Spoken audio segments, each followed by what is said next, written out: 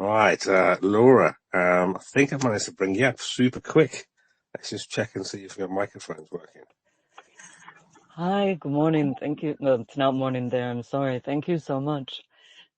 How you doing? I've got a bit of a head cold that's spread. Right. I'm so sorry to hear that too. Marv is already here. Thank you. Thank you so much for joining us, Marv. So good to see you. Let me just sort Marv out.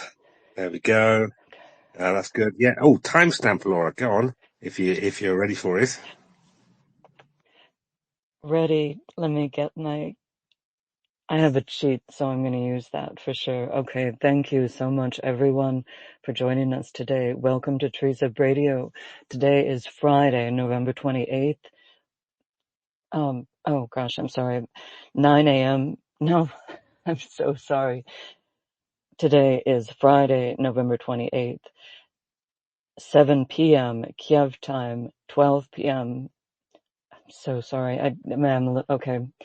It's 7 p.m. in Kiev. No. Okay. I'm really Yeah. sorry. Yeah. No, you're right. It is You're right. 7 It's p.m. 7 right? p.m. Yeah, 7 p.m. Kiev, Yeah. 5 p.m. Yeah. UK, 9 a.m. Pacific Standard Time, and 12 p.m. Eastern Standard Time. I am so sorry, everyone. I had trouble with that. Thank you very much for joining us again. No worries. No worries. That's why I get you to do the timings, but sometimes it can be a bit different. So no worries about that one. That's quite all right. Oh, right then. How is the 777 Marv? How are we doing? Right. Okay. Two. Testing. Can you hear me? Yeah, I can hear you loud and clear. Awesome. Five, five, five, Awesome. five, Right. I've been five. having this is my third computer that I've been trying to make the tech work for. So happy days. I'm here. I'll just sit in the background until such time as you want me to talk about things. Yeah, well, we'll either talk about other things first of all. I'll talk about what you've been doing with Coastal Life down in Odesa straight away. I'm Yeah. easy. I haven't done a space for a little while. I haven't done a space for about 3 weeks actually. Okay. And when I agreed to do it, then I suddenly got cold, kind of 2 days later. It is the law of, Murphy's Law. But yeah, perhaps it does make you sound husky, like Mariella Frostrup. Sorry, I talk too quickly. I'm going to have a big note next to my screen that says, talk more slowly, breathe, all those good things. Yeah. Excited. Are you Oh no. excited? Oh no, I can see that the Finns are here. That means I've got to say true things. Hmm. Hi, Yeah. hi, Elmer. Yeah, if anybody wants to come up, anybody can come up to the panel. Well, not Nick, obviously, but yeah, anybody decent can come up to the panel. Just request, and then Laura or I will action you, and then we can have a good old chinwag about stuff. So, Laura, it's been about 3 weeks. How have you been? How have things been overall? Do you think, Ukraine support wise? I'm gonna just throw it out there. There's quite a lot that's happened over the last 3 weeks. I wasn't aware of all of it until kind of some days afterwards for some of it. But yeah, quite a lot's happened in the past 3 weeks. I think, and particularly even just it seems really to me like the last few days are critical. Shaggy and I were messaging about it.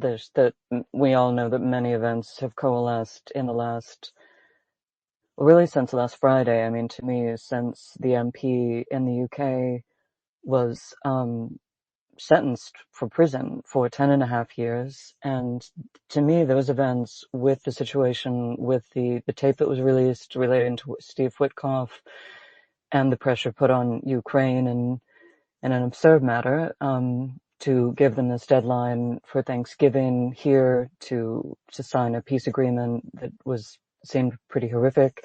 But no, and I just think, yeah, there's so much that's been going on. I've been focusing mostly on those things, really trying to amplify that, because it does seem like an opportunity to kind of maximize some of those things with Russian interference in our governments, and that we don't want that, and that could possibly pressure the negotiations now to not make Ukraine these ideas that we're rewarding Russia are just horrific. But please, you go ahead with anything that stood out to you also, because I know there was much more going on also.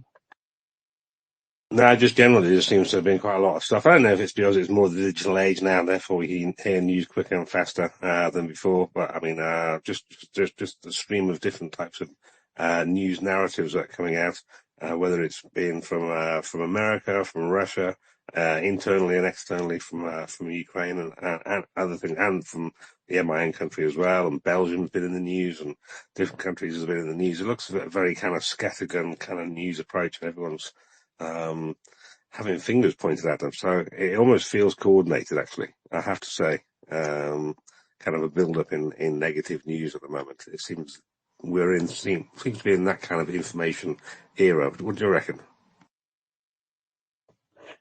Oh no, to me, like the information that we're getting of more transparency of Russian interference is very positive.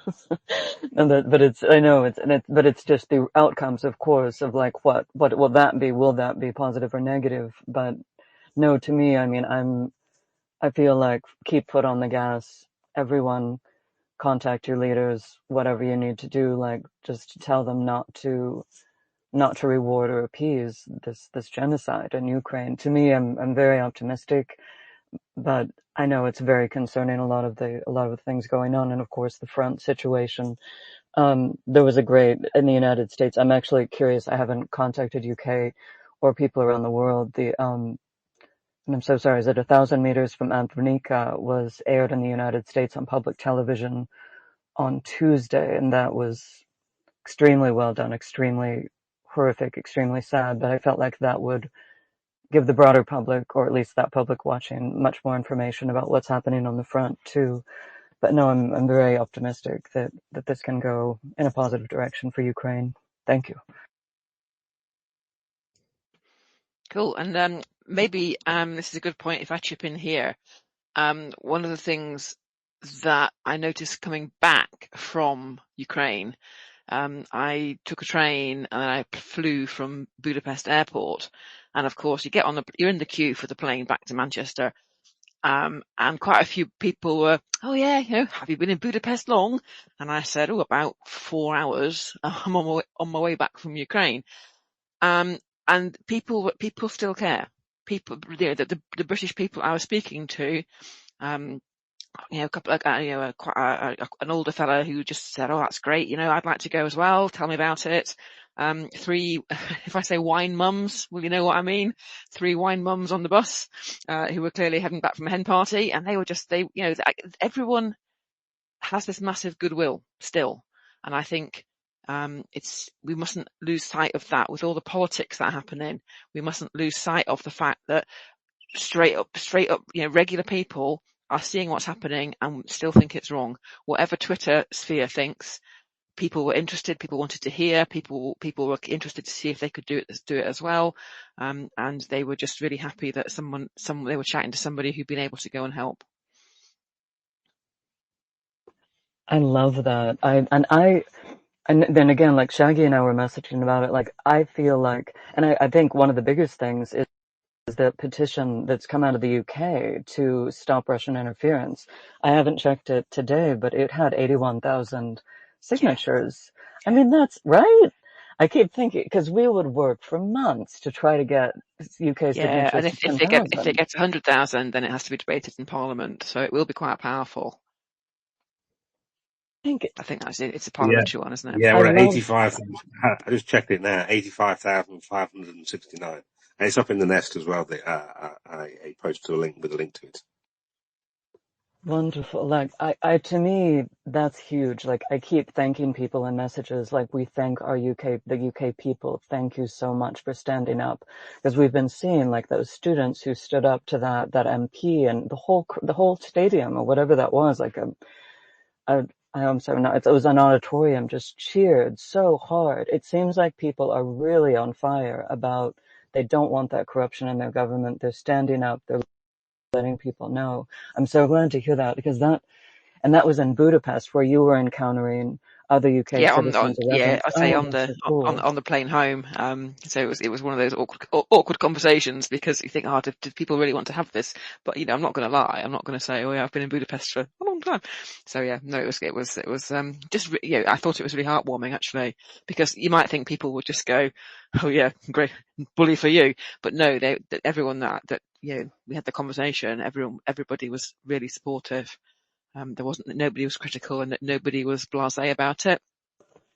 I love that because I feel like that's the real deal. Like that's what people really believe. People don't want Russia Yeah. invading anyone's land. I love that. No, 'Cause we get distracted. I work in comms and PR, and I think one of the biggest problems we have is that particularly the politicians still think that Twitter is representative of public opinion, and it's just not.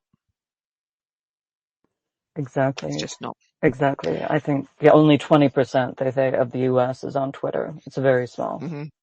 Yeah. Now, with this, go ahead. I'm sorry. Yeah. Oh, please. Yeah, and I was just going to ask Shaggy. Shaggy, should we just start and we can let Marv say whatever she would like about her amazing trip also. Oh yeah, definitely want to hear from Mark. Cool. Everything from the trip and other thoughts as well, which we've delved into Cool. already. Okay. So, I'll do my 3 key points first of all. And I think, it's such a privilege to be able to go and help in person and see in person what work that so many fellas have been supporting. I know there's a huge number of NAFO fellas. I'm not going to name names because I will forget, and I don't want to leave anybody out, but we all know that there's a huge team of fellas doing the fundraising, doing the raffles, doing the stories, to make sure that Coast of Life and the SEALs are getting funds that they need. And the amazing thing, one of the amazing things, there's quite a lot of them, candles that I had put in a box and drawn a seal on. There's a photo that Coast of Life posted.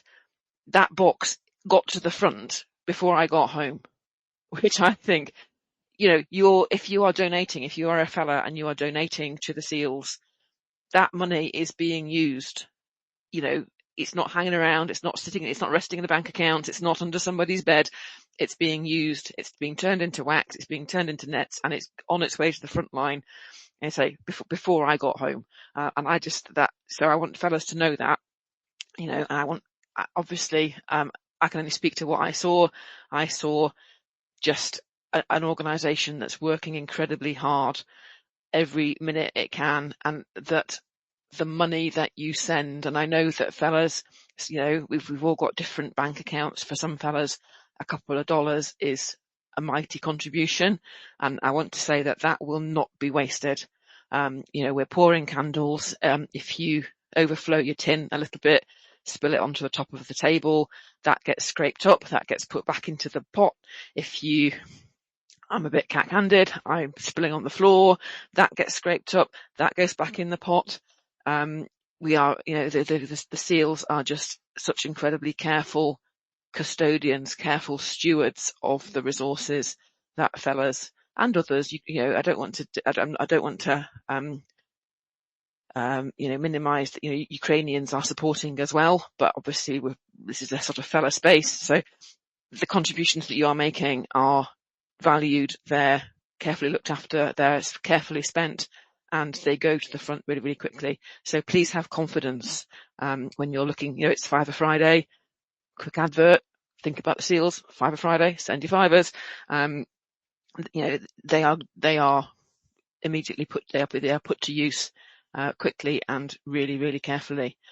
And then the other thing, obviously, I want to try. I don't want to put my foot in it. I'm trying to be very careful here. With, I'm in such a privileged position that I'm able to go physically. There's nobody depending on me. I'm not looking after any aged parents. I am able to make that trip and go. And I know that there are fellows who, in their hearts, would love to go physically, but just they've got commitments. They've got people that count on them. They are not able to do the journey. But the money is super important, but the candles can't pour themselves. So, I want to kind of speak today for anybody who's got questions, anybody who is able to go and is thinking about it, or maybe thinking about going in the new year or going over Christmas because cold season's upon us, that's really needed. That is really needed as well. So I'm really grateful for this space. Because I'd really like to just talk about the reality of it. If anyone's got questions, please jump in, because otherwise it's going to be me talking, and that's going to get a little bit dull for everybody. That's kind of what we What's want. the work? What's it like? What's it like with the working when the air defences are working? What do you need to be able to do?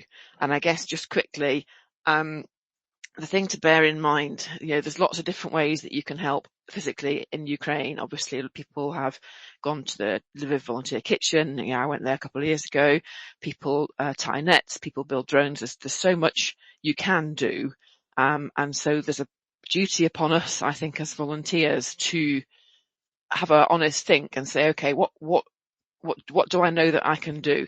Am I somebody that wants to be able to sit down, tie some nets, have a break, come back to it? Am I somebody that, the thing about those SEALs, the thing that the reality of what they're doing is, it is actually bloody hard. And to make the most of it, power is limited. Power is on for 3 or 4 hours. While the power's on, the wax is melting, the candles are pouring. So really, the most suitable kind of people to go will be people who can do that, go backwards and forwards, pour for the 4 hours while the power's on, make the most of that opportunity, that window, because it's a narrow window. And we've just got to really make the most of it. And it reminded me of, I think if you've done food service, if you've done chefing, that you'll start up in the morning, you'll cook the bacon, you'll cook the sausages, you'll slice the buns, the hatch goes up, there's 500 hungry bikers wanting their brekkie, you shovel it out to them, the hatch goes down, you clean up for next day. If you've done that kind of work, if you've done baking, the other one, I'm one of those people that's put the frozen loaves into the ovens at the supermarket to make you pretend that it's been lovingly created by hand. That's sort of very similar. You've got sort of 3 hours to get all the croissants out and the baguettes and the beautiful Danish pastries. And then at the end of that shift, you're cleaning down, you're getting ready for the next day. If that's something you've done, if you're comfortable with that, then I think you'll be bang on, okay to do this. But I'm super happy. I really benefited. We've got Elmer, Nina and Timu, who are the 2 volunteers who have been there for a few months. They were very honest with me about what to expect. I'm super happy to pay that forward if anybody wants to talk to me about, if they've got any questions privately about whether or not they think they'll be able to do it. So that's kind of my commercial for the SEALs. So I guess if anyone's got any questions, I guess that's the next bit. How to get there, or what to expect, or. Well, I was going to say, kind of what happened when you first got there on your first day. What was your experience? Yep. What did you get put to do or volunteer to do, and then day 2 and day 3, and how did it progress as you went? Right. Well, day 1 is sorting tins. So I got to Odesa fairly early in the morning. I'm trying to think. It was probably mid-morning. And the finish. I'm sorry. I should have asked before I started this how the Finns would like me to talk about them. That they're here. Elmer 3335 messaged me. We chatted before I went there. They messaged and said, "Look, do you want to work on your first day? Do you want to go to your hotel and just rest?" And I'm like, "No, I'm not here for very long, so I'm here to work." So they met me at my hotel. We walked across to the HQ. I'm going to call it SEALs HQ. Obviously, we I don't really want to go into too much detail about where they are, but there's the HQ, and then there's the candle studio. Big boxes of tins. Here are big boxes and bags of tins, and we need to sort out the tins that are good tins, which is the certain ratio of height to width, from the tins that are bad tins. And although the SEALs try really hard to say these are the tins that we want, there are some that are just cat food tins. Hundreds Okay, of cat food tins. I was going to ask, what kind of tins are they? Are they kind of specially made tins, or are they No, they're tins at the supermarket. We particularly love sweet corn tins and pea tins. They're a great size. There's Polish meat. Polish meat's a good size. So there are some that are quite small and flat, like tuna, and there are some that are more like, yes, like pea tins. Pea tins are great. We love them. Horok. And then there's bigger ones, not huge because I don't know, but yeah, there's a set of example tins on the table. Does your tin match this tin? If it doesn't match that tin, it goes to the crusher. And if it doesn't match that tin, we put them in a box. All right. And then there's tin sorting, and then there's cardboard cutting, and I was shit at cardboard cutting. I couldn't cut a straight line, so I was delegated. I was not allowed. Well, not allowed. I thought it was best I didn't cut the cardboard.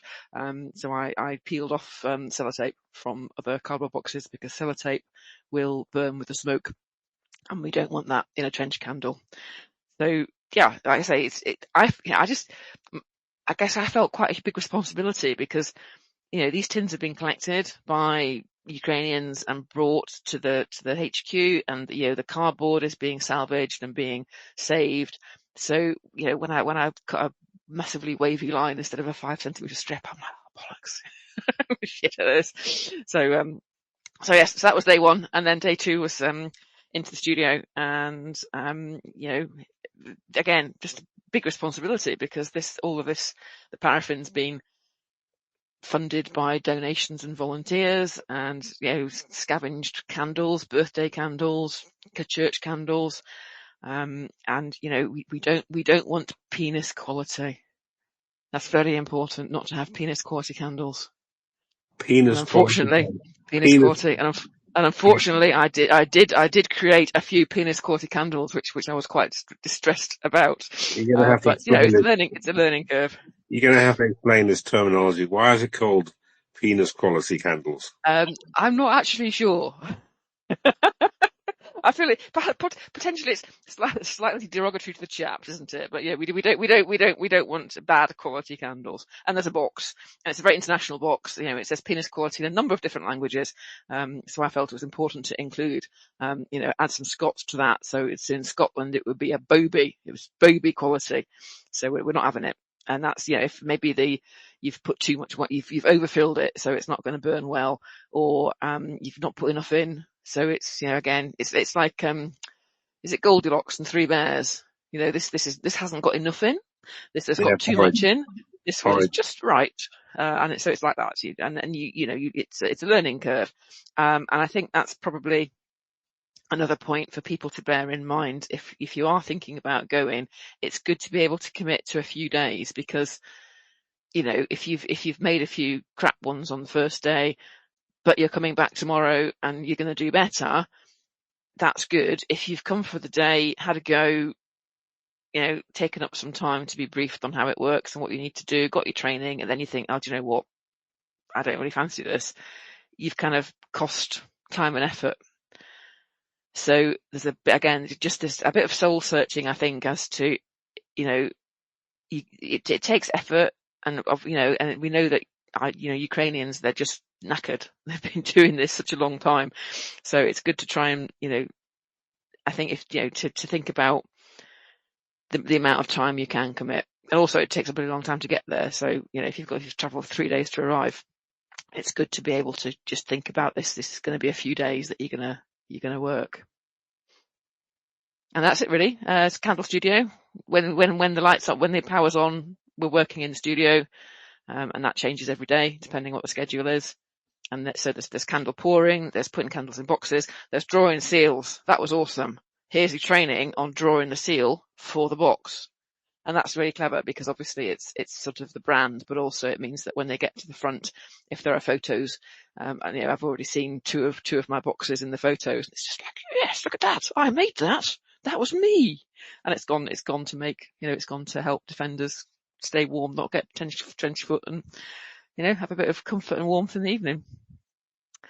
So yeah, sometimes their defences go off, and this was something that, again, I thought, I really wasn't sure, would I freak out or not? I have no idea how I was going to handle being there when the air alert was on, when the drones and the shahids are coming over. And actually it turned out it was fine. And again, I don't want to be trivial about this. I don't want to diminish the fact that, in these attacks, people are losing their homes, people are dying, but, the work needs to be done. And the SEALs said, if they're working, we're working.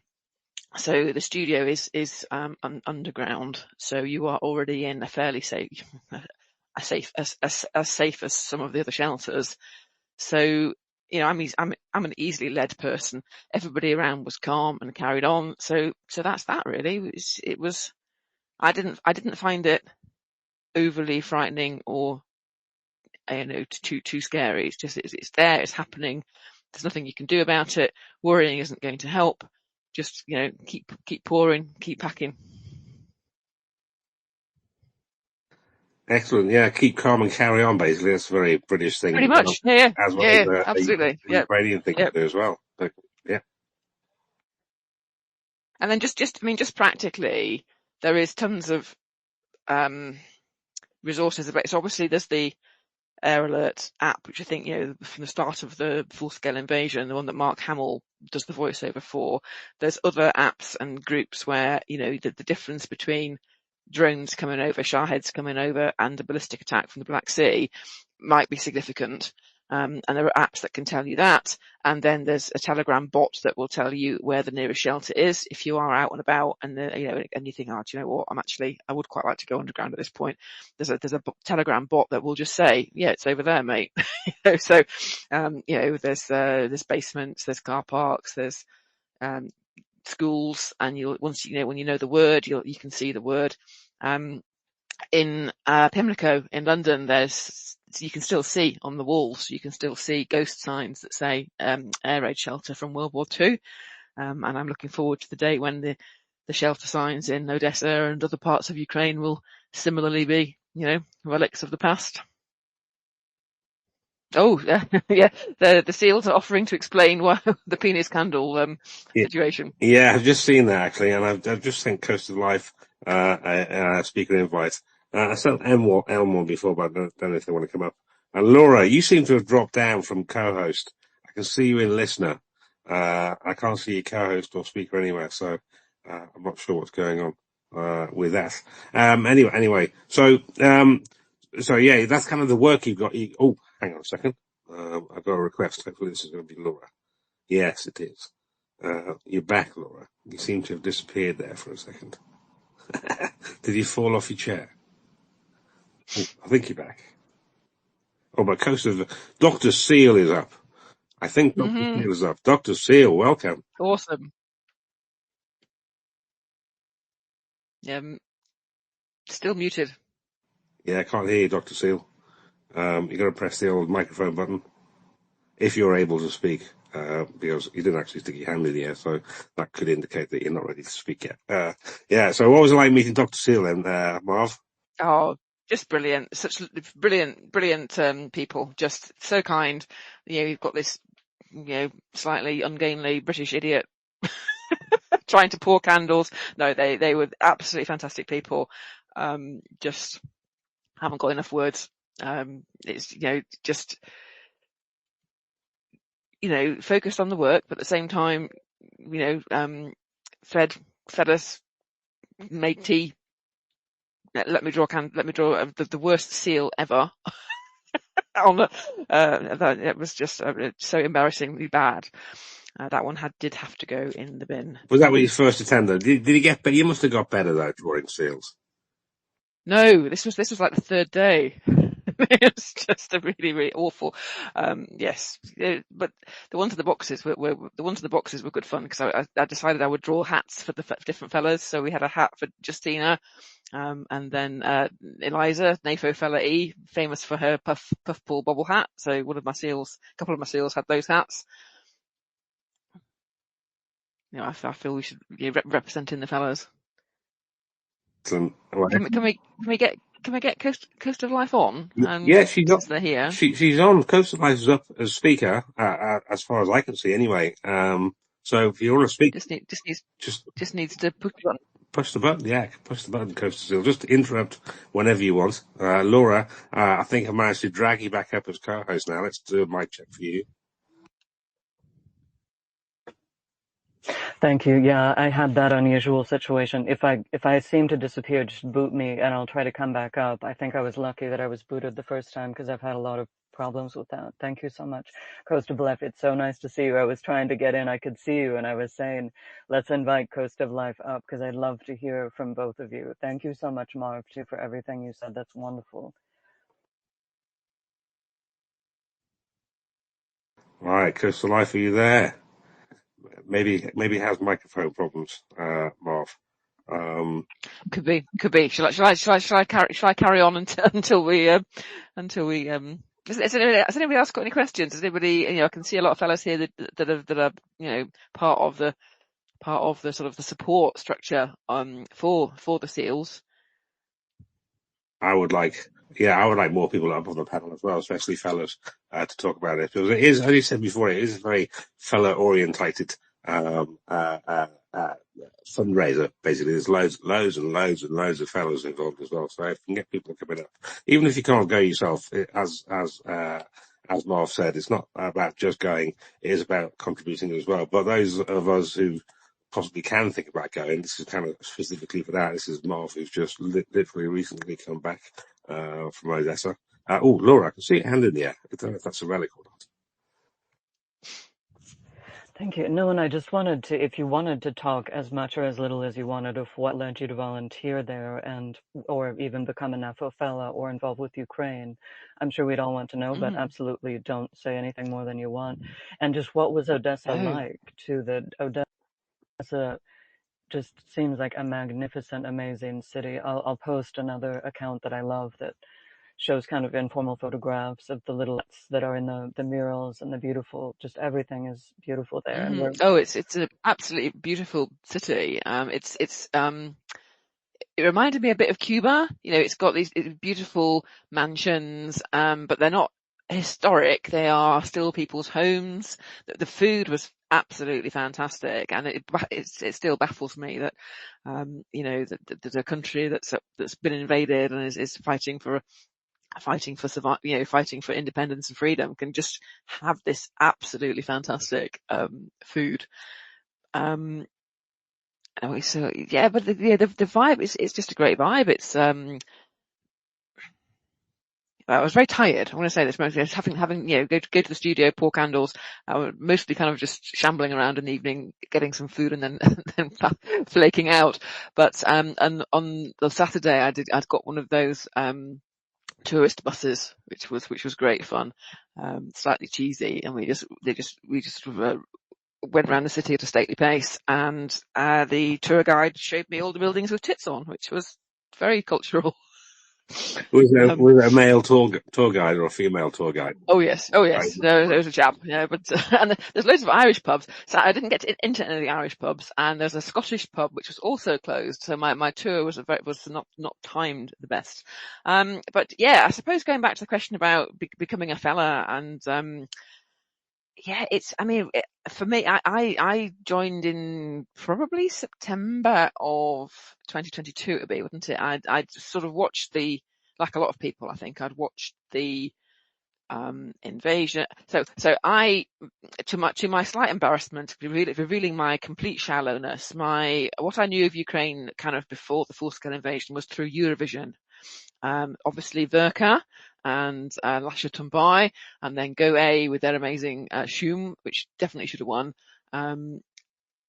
So that was kind of my knowledge of Ukraine, and then we saw this unfolding, and the invasion, and the president making that incredible video where he says, we are all here.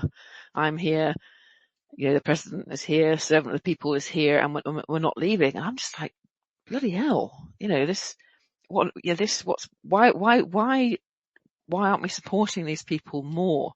And it felt, as things unfolded, it just felt like watching your next door neighbor get beaten up in the street and not helping. And what am I?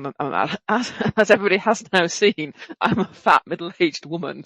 My ability to go and be a sniper or a drone pilot, given that my eyesight is absolutely appalling, we're not good. So, but I'm watching on Twitter, and then Live Fast Die Young, bless him, and I Am the War Axe, and that there was that kind of group became fellas, started talking about NAFO, and I'm like, yeah, this is great. I'm going to join this because here is a channel, here is an opportunity for me to do something. I wasn't sure what I was going to do, and then the fundraising for the sea drone started, and I saw Cabertina take his boat to the Eagle Column in Sevastopol, and he said, do any of the fellas want to captain a boat in the fleet? And I became a NAFO captain, a NAFO fleet captain, and that was just absolutely, I don't want to say fun because that's not right, but that was just such a fantastic way. We had these crazy ships, we had these crazy missions, we parachuted down onto one of the luxury yachts. We had fellas doing special forces, and it was part of that vibe where fellas make a donation and they join a crazy scene, they join a story, and the fleet sort of served its time and the fleet's kind of in a harbour at the moment. But then myself and Macho fella and LX decided we would have a motorcycle club.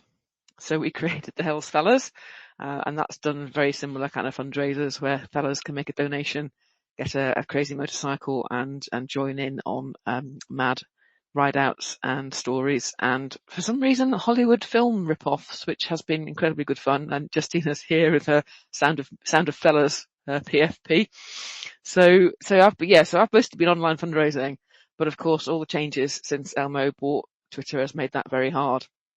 And I've just been keen to kind of transition into real life help.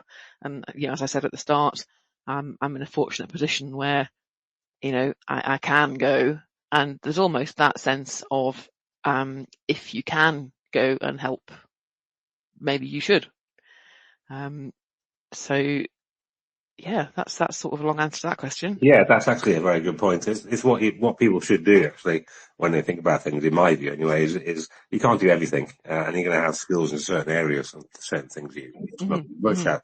So you just got to pick what you're best at and where you're most useful as well. Sometimes you may be more useful in areas that don't particularly like, not in your top 5 or whatever, but you'd be more used there. And that's actually, if that's better for Ukraine, that's what people should do, even if it's a little bit out of their comfort zone, but not too much. But yeah, and I want to respect all fellas, because as again, maybe someone's only got an hour, maybe someone's just got a hectic life, maybe they've only got an hour a week. But if they give that hour a week to Ukraine, then that's mighty, and that's a contribution that we should respect and totally acknowledge.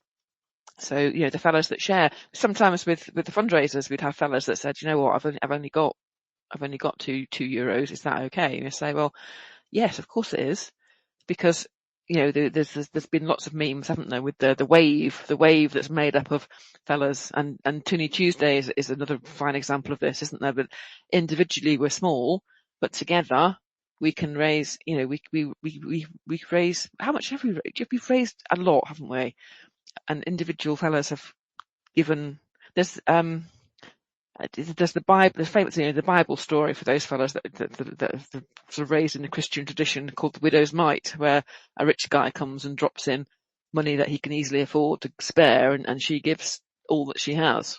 And the story is kind of saying that although her contribution is physically smaller, the fact that she gave everything is mighty. And I say that to fellows who sometimes feel embarrassed that they can't chip in a huge amount. Everything you chip in, I say, as every scrap of paraffin is put into the paraffin pot, is put into a candle. So if a fella can give €2, that's €2 that weren't in the pot before. And if a fella can give time, we're fighting so hard against the algorithm at the moment. A fella that spends 10 minutes a day sharing and boosting, brilliant, do that. Don't feel awkward if you can't travel. Don't feel awkward if you've not got spare cash, because times are getting harder, but you're spending a bit of your free time, which is a finite resource, just boosting and sharing and amplifying Ukrainian voices. And I think that's the thing that's really important. I'm now slightly embarrassed that I'm speaking when there are Ukrainians here in the space. I always think that's a part of our core mission as fellows, isn't it, to make sure that Ukrainian voices are heard and shared, and that we're not taking over. Yeah, exactly. I mean, anybody can come up and speak. So if you're Ukrainian and you want to come up and yak away, then yeah, help yourself. Come up and press that speak request button. But until you do, then you're stuck with us English speakers doing it and doing what we can, basically. That's all basically we can do, isn't it, Howitzer? And one of the things I was going to bring up is the guilt thing. Everyone who cares about Ukraine goes through this phase. I've been through this phase multiple times of feeling guilty they're not doing enough. And that's kind of, it's a slippery slope down to not doing anything, because you end up getting discombobulated. So don't beat yourself up. People would think, as you say, maybe €2 or £2 isn't a lot, but then on the flip side, 2Js proves that multiple twos can do a lot. So it's all about the cumulative thing. So yeah, exactly that. Will be able to dip their hand into deeper pockets. Other people will be able to spend more time maybe traveling. Other people will be able to do more of this, more of the other, something like that. But bottom line is, all contributions add together cumulatively to helping Ukraine. But without those little ones or the big contributions, then there will be no contribution. So yeah, together. Over to you, Marv. As I said, there's a great meme, and the fellow's got a poster that says, "Do what you can with what you have," and I come back to that quite often.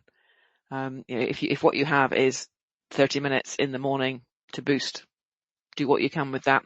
If what you have, like myself, is free time, and no dependence, then I will make use of that, and I'll go and put myself in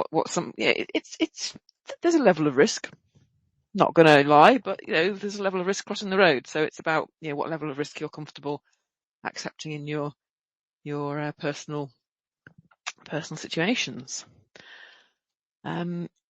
Let's talk about your day. Let's talk about your day at Coast of Life. So your average day, what time do you kind of get there? What time do you kind of leave? What time's lunch? And that kind of thing. The important questions.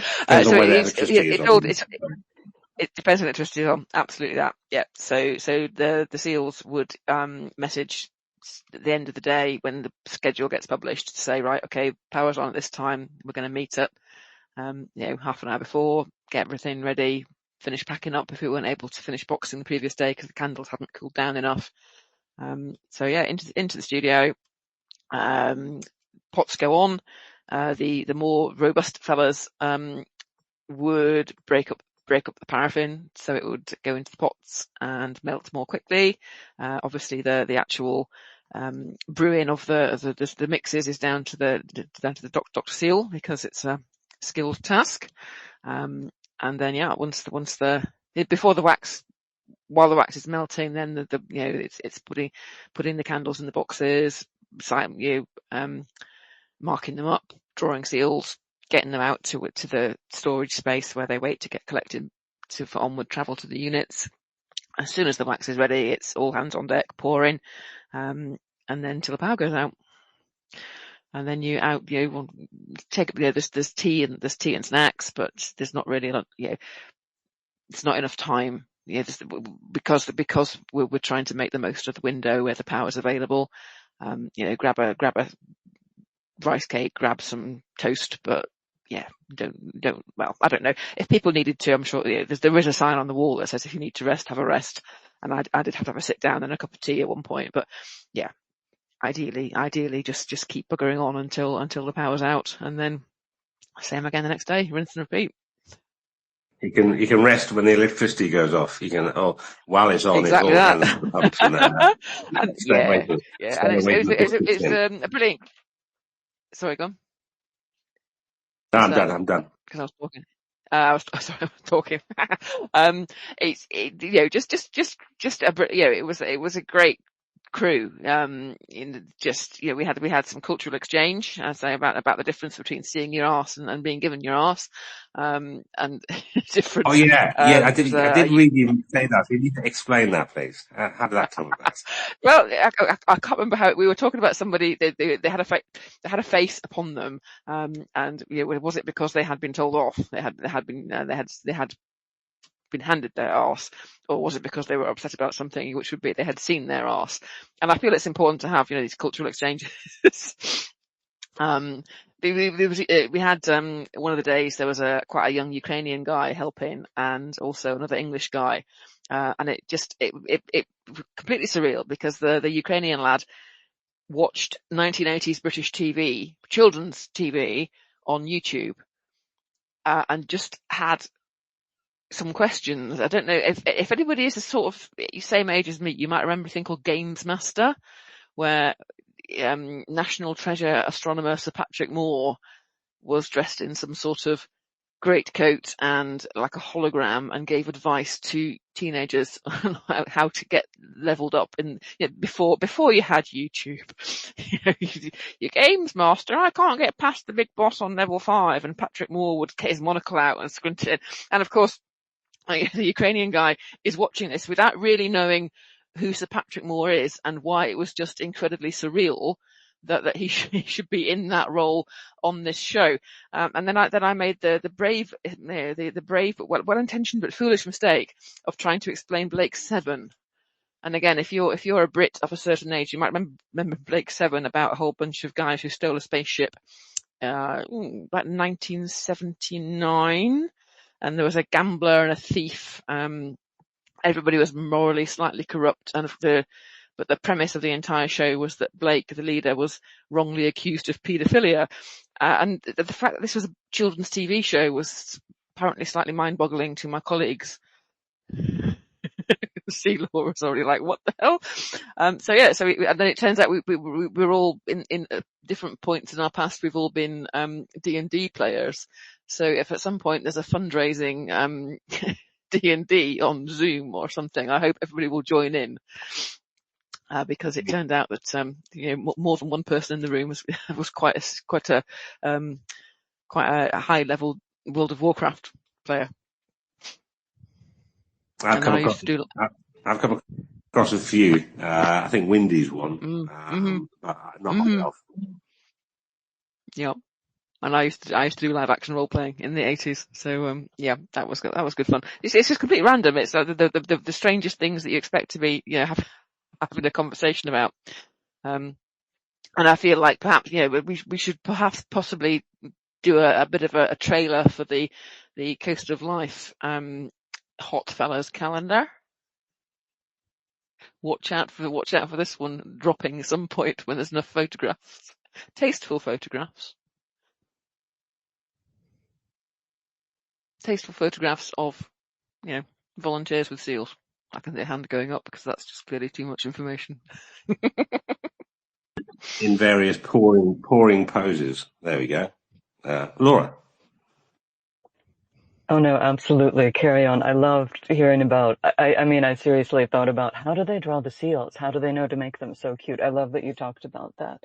No, what I wanted to get a question through from Walter, and it says, Marv, can you speak to your prep work before leaving for Ukraine? Visas, travel arrangements, pack, etc. Yep. Okay, so this is my second time. I went in February 2023 to Lviv to chop carrots in the volunteer kitchen. So I sort of had a bit of knowledge, and the one thing I knew was that I didn't want to get a bus this time, because although it sounds quite straightforward, so I'm in the UK, I flew to Lublin, which was the nearest airport to Lviv, and then I get a bus. But it's February, it's -4. I'm standing in the bus station, and the bus that says Lviv on the front of it, the bus driver's saying to me, no, this isn't your bus. I'm like, in Polish, and I'm like holding up my ticket that says Lviv and pointing at his sign. And he's like, no mate, no, it's not your bus. And in the end, some Polish passengers took pity on me and argued with him until he gave in and conceded that indeed it was my bus, by which point I was the last person on. So I had to have the seat that's in front of the toilet. It's just horrific. There wasn't room for my bag. And for some reason, the bus was like 50 degrees.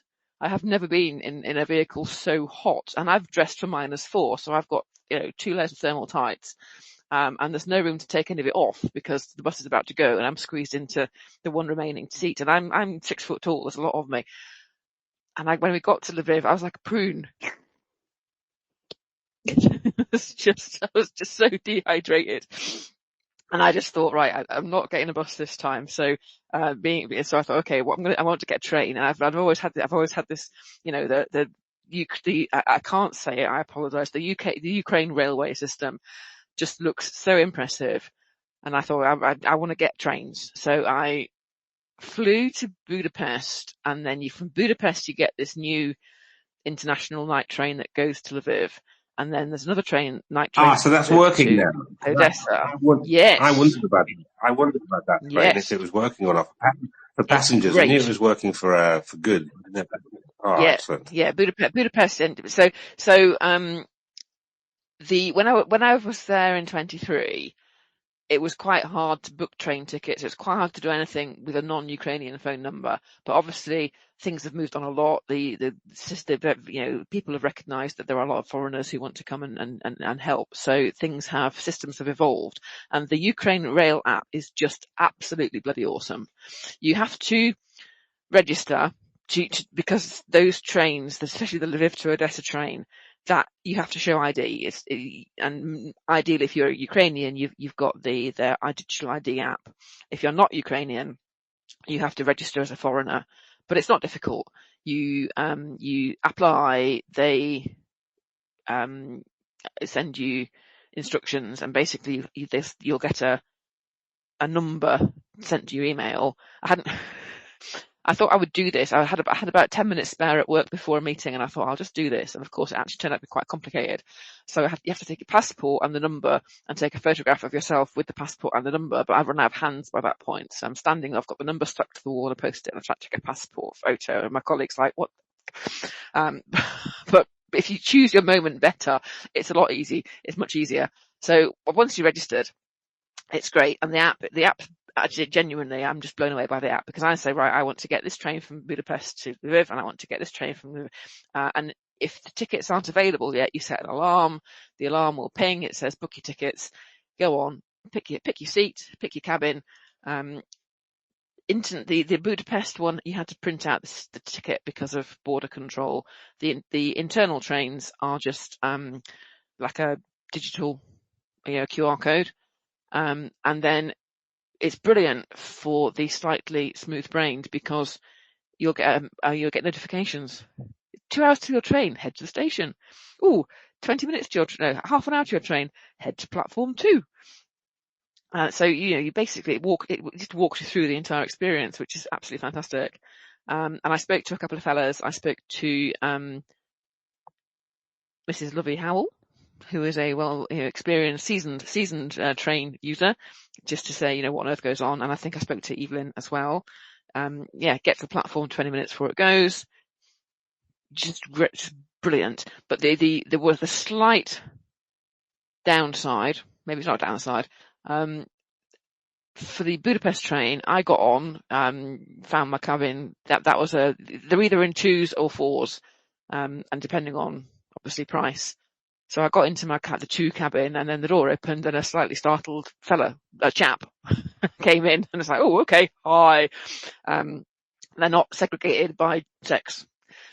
They are experimenting with female-only carriages. So for the second leg from Lviv to Odessa, the first time, that was all ladies. But so this poor chap, I think, was slightly put out or slightly alarmed. So the door was open most of the night, I think, so to reassure me that there was going to be no hanky panky. And he spoke French and Ukrainian, and did the fantastically British thing of just speaking French at me in the hope that it would somehow I would understand. But we looked out the window a lot and got by. But no, the trains are fantastic, spotless. And there was an issue when they cross the border. They have to change the width of the wheels. So there's an awful lot of banging and crashing and big bolts and giant spanners, and someone has to come into your cabin and take things out of the floor. And it was all very dramatic, but something wasn't right. And it was 4 hours late. And the app pinged and said, "Oh, we're really sorry you're 4 hours late. We'd like to give you some bonus points as a compensation." It's like, mate, I come from Britain. 4 hours late. That's normal for British Rail, isn't it? But no, so the trains are fantastic, and they have this amazing water boiler on the end, so you can go and make yourself cups of tea from this thing that looks like it's come from a submarine or a tank. Absolutely brilliant. So you trot there and then get your coffee and your tea. On the way home, I shared with three in the fore cabin. It was a younger Ukrainian woman from Kyiv and a couple, and this obviously this sort of brought it all home really. He'd been in the military and had been discharged. Their son had been a drone pilot before the war. He was a really talented photographer and a poet, and he had a girlfriend, and then he signed up to be a drone pilot, and he is no longer alive because of Russia. And so we spoke about that, and Mum showed me pictures, and it just absolutely brings home, it's although it you could see it as a big adventure, it's wrong. It's wrong that young man is dead, and it's wrong that all the young men like him and the people who are losing their homes to these drones. So it really, what do you say?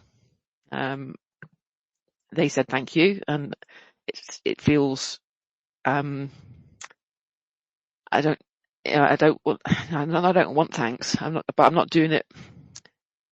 If it wasn't enough, was it? How can you possibly do anything that will compensate for that young man's life?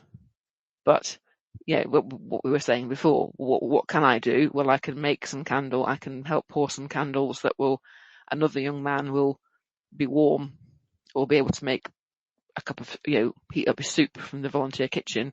And in the meantime, all of us have a bit of a duty to, as Laura was saying at the start, all of us have a bit of a duty to pressure our politicians and speak up and make it clear that the decent people of the West want our leaders to step up and do more and bring this to an honourable end, and to stand up to America now, sadly stand up to Trump and his Russian cohorts, so that all those young men and women can come home. Yeah, exactly. So the trains were a good chance to, the trains were a real sort of opportunity just to, to sit with Ukrainians and listen and learn. Okay, so there was some more thoughts, weren't there, about packing, and I didn't need a visa from the UK. It's as long as you're there. It's I don't know what the limits are, but for a short visit, it's absolutely fine. I did get war zone insurance, because the only thing that I do need to think about is not so much not going back at all, but if I was in a situation where I'd been I wasn't able to work, I would need insurance for that. So the first time I got, I think it was Global Underwriters, and unfortunately they no longer cover. They don't provide it anymore. So I got something from somewhere different, which was a shame, because in 2023 my insurance covered me for unintentional dismemberment, which I think is great, because it implies that there's intentional dismemberment happening somewhere, which puzzled me greatly. So I didn't get dismemberment this time, but I did get a guarantee that my ashes would be sent home. So, well, thank you very much. That's nice. But yeah, medical cover if that was needed, and that's something that I buy, because it gives me reassurance. But some people don't bother. Some people just, you can't. There's no point getting just regular travel insurance, because obviously they will not pay out, because you'll be deemed to be fully outside their terms and conditions. In terms of packing, I just took a carry-on bag, and obviously because it's working in the candle studio, t-shirts and just things that don't mind if they get a bit dirty. I wasn't very glamorous. I was very grateful to the rather swish Greek restaurant up the road from the hotel, because I couldn't walk. I was so tired I couldn't walk any further. And I staggered in, and they looked at me and they went, okay. And they sat me behind the bar and they fed me behind the bar, because I looked a bit sketchy. And a book. Take a book. And power banks. Book, power banks, rechargeable torches, t-shirts that you don't mind getting covered in candle wax. When I'm going to go back in a few weeks' time, Christmas, because when you, as I say, no children, and I've got 2 weeks off work, so I'm going to head back over. And you think, okay, will I take anything this time? I'm obviously open to receiving a list from the SEALs, anything that's needed. Yeah. It's not, Ukraine's not a third world country. Ukraine's got a fantastic, shops, and you don't need to take a lot of things, because if you need to, you can buy things.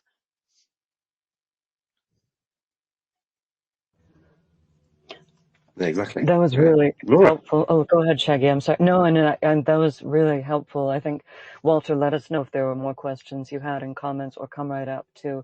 And I thank you so much, Roman. Thank you so much for joining us. Did you have any questions also, or anything to add? Thank you for coming.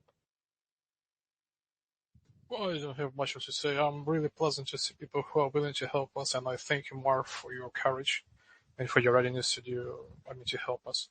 I just wanted to ask you a question. When you first came here, I'm not listening from the start, by the way, so when was it, and did you have any knowledge about our country, or did you have any skills in our language? Sadly, Privit, and maybe, that's about it.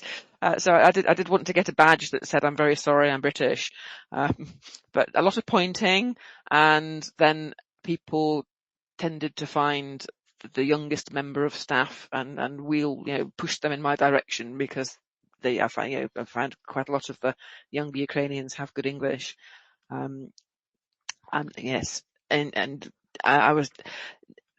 I didn't know. So I first went to Ukraine in February 2023. Didn't know a lot, in all honesty. I was saying earlier on that I know Ukraine through Eurovision, which is slightly shallow, but obviously following Ukrainians, reading on Twitter. I suppose not so. It's always going to be a bit of a leap in the dark, and a bit of a voyage of discovery. But I was surprised, I think, by just how beautiful Lviv was. Certainly in 23, it's an absolutely beautiful, especially Renox Square in the centre. It's fabulous. And just the coffee is amazing, and as somebody that relies upon that to get through the day. And then Odesa, absolutely beautiful. And again, the UK media is obsessed with writing stories about, how wrong it is that we should be trying to erase the Russian culture in Odesa. And it just seems to me that the people who live in a city should get to decide what their streets are called, and what statues should be, on display, and which statue should not be on display. So a bit of a blank canvas, but I've genuinely, both experiences have been, absolutely fantastic. I don't want to say fantastic, because I don't want to disrespect what people are going through. I have I'm able to go, and I'm able to leave. And that makes me feel almost like I don't know, sorry, I've Yeah, it's okay. Have a time. I feel it's my privilege to be able to travel to Ukraine and try and help. So, and I just feel, since coming back, it's 100%. It's almost unreal 100%. to be You back. feel as though you can do some use It's there. almost You are unreal doing to some be in use the there. UK. And you've seen those candles go to the front lines as well. So, yeah, thank you very much for going. To not have Roman, not have an eye on the Laura? sky, yeah, sorry. No, I'm sorry. What about me? Shaggy, did you lose sound? You would go ahead. I'm sorry. I think if anybody would like to come up and ask some questions, we can do that. If you can retweet the space as well, that'd be brilliant. So I'd like to know, kind of, because Odessa is on the coast, is a lot of the food there that you found you were eating was seafood based? I'm an embarrassingly picky eater. Marv? So yes, there was a lot of seafood available, and there's even in the shops and the markets, there was lots of lovely looking seafood, but I do leave that for the people to enjoy.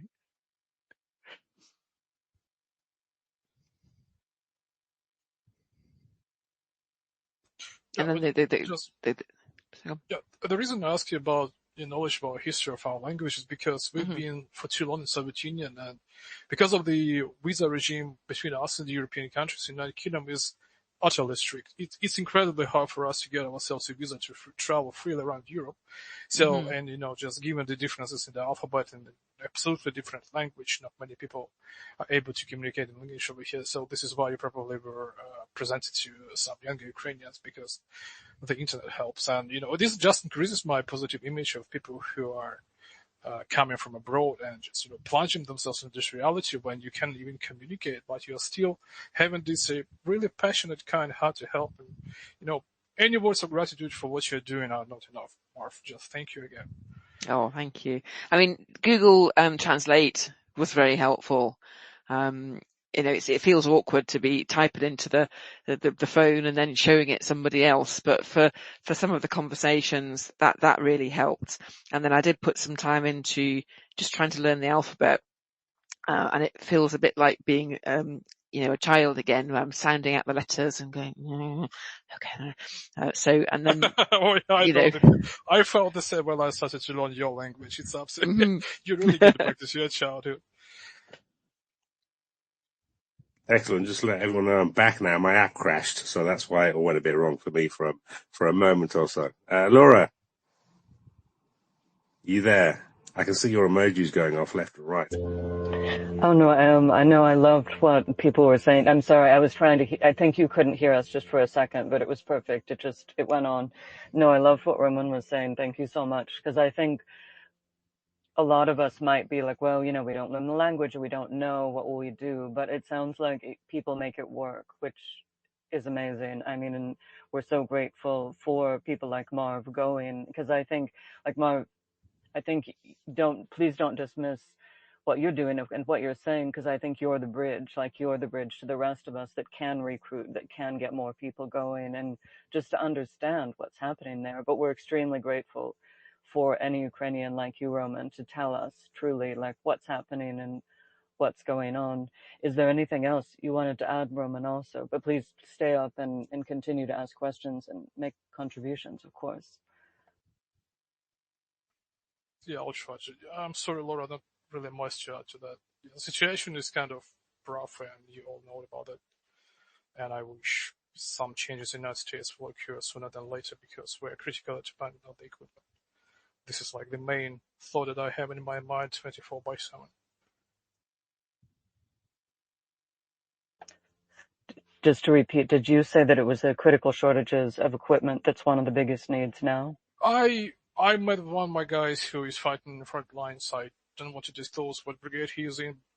Each time I meet him, he is constantly complaining about the weapons deficit of this, that, and the other.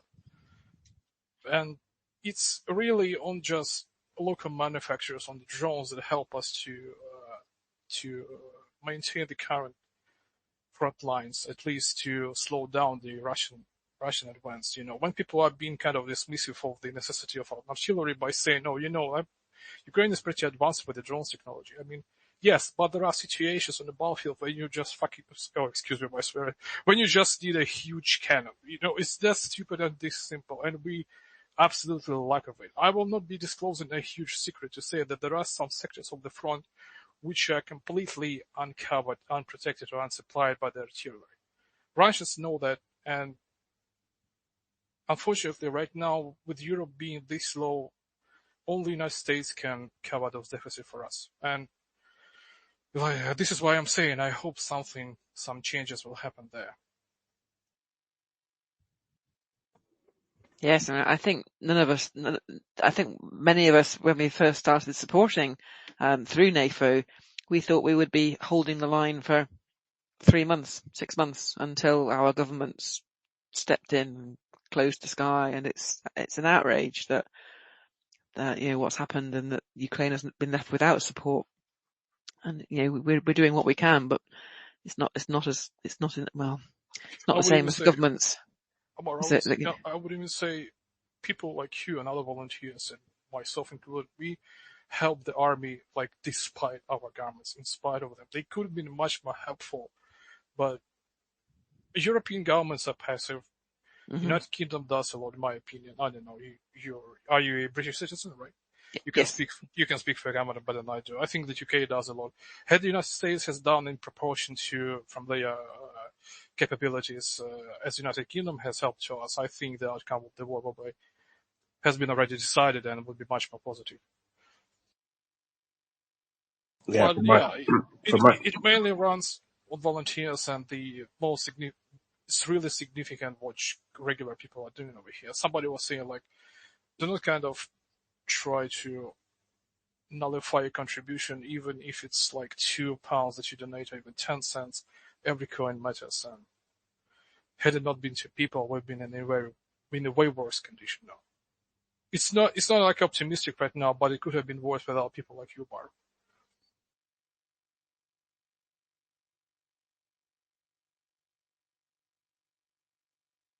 Laura. On that, it's horrifying to hear things like that, like not enough weaponry at the front, not enough artillery, and just to reemphasize anyone listening, like please push, particularly the United States here, please just push your representatives. When I worked in Washington, and I was lucky to see that when we got a letter from a senator, they would filter down. They would treat that as an emergency, and because the senators held our money, so we would literally drop everything to respond to a letter from a senator. So, and I don't know if DOD works on this or Defense Department, but really just I emphasize all you can, like don't underestimate letters and calls you make to senators, Congress people, particularly I believe, and it sounds like Democrats we're having trouble with now, so please just whoever, but particularly moderate Republicans. Alexander X, I think, has given good advice of just kind of give him hell, like, and it's okay to swear, I think, here, and just the idea of like, just lose your shit if you need to. Because I think that idea of like, I try to be polite and professional in explaining things to them. I think that idea, I was hearing Nate Vance and Vanessa talk about like, be nice sometimes, like don't be mean. Maybe I think that's very interesting advice, and I try to follow that. But I think a diversified approach to getting Ukrainians the weapons they need to stop Russia. I mean, to me, we just should have stopped them. This should have never happened. Threatened them. I have no idea what's happening in our government, if they're all compromised. I feel like the progress on trying to figure that out just hopefully will inherently put pressure and more scrutiny on our leaders to not be compromised by government, or maybe they'll be more afraid now that people in the UK are going to prison for it. But please, just please pressure your senators, congressmen, keep calling. I know sometimes I realize like I haven't called, I need to call again, but please do it. I mean, I think Roman, like you're the bridge to making us understand what's happening, and we so appreciate that. I want to let other people talk, but please, I mean, I think right now is such a critical situation. I keep thinking like now seems like the time to put maximum pressure, that this is it. But I know we may encounter more situations like that. So please, I'm just begging everyone. Thank you so much. Yeah, that's right. Like, if you have passion, if you have will, if you want to, I'm kind of right now appealing to all the Americans. Message a senator, send them letters, make calls, or even appoint a personal meeting with them. Come to people, stress out this necessity, because you are right far away, and people over there, including your senators, they do not have this sense of urgency and tragedy which is developing over here. Like, I will always bring it up. I had 6 of my friends going as volunteers to fight. 4 of them are dead right now. And I will not be that optimistic, when our casualties are not being published. But let me assure you, do not think this ratio to Russian casualties is that optimistic. I'm just trying to be kind of delicate to not to get myself into trouble. The main reason why, because Russians are outnumbering us first in artillery. The ratio is 1-2, which means 1 Ukrainian cannon versus 2 Russian cannon. Second thing, deficit of the shells. This is not a big secret. I'm speaking about the opposite. Deficit of the shells. This is why some sectors of the front are unprotected with artillery. The third thing why they managed to push is the gliding bombs. Against the gliding bombs, there is only one protection, which is a fighter jet with properly equipped anti-air missiles, like AIM-120 Sparrows, F-16 in particular.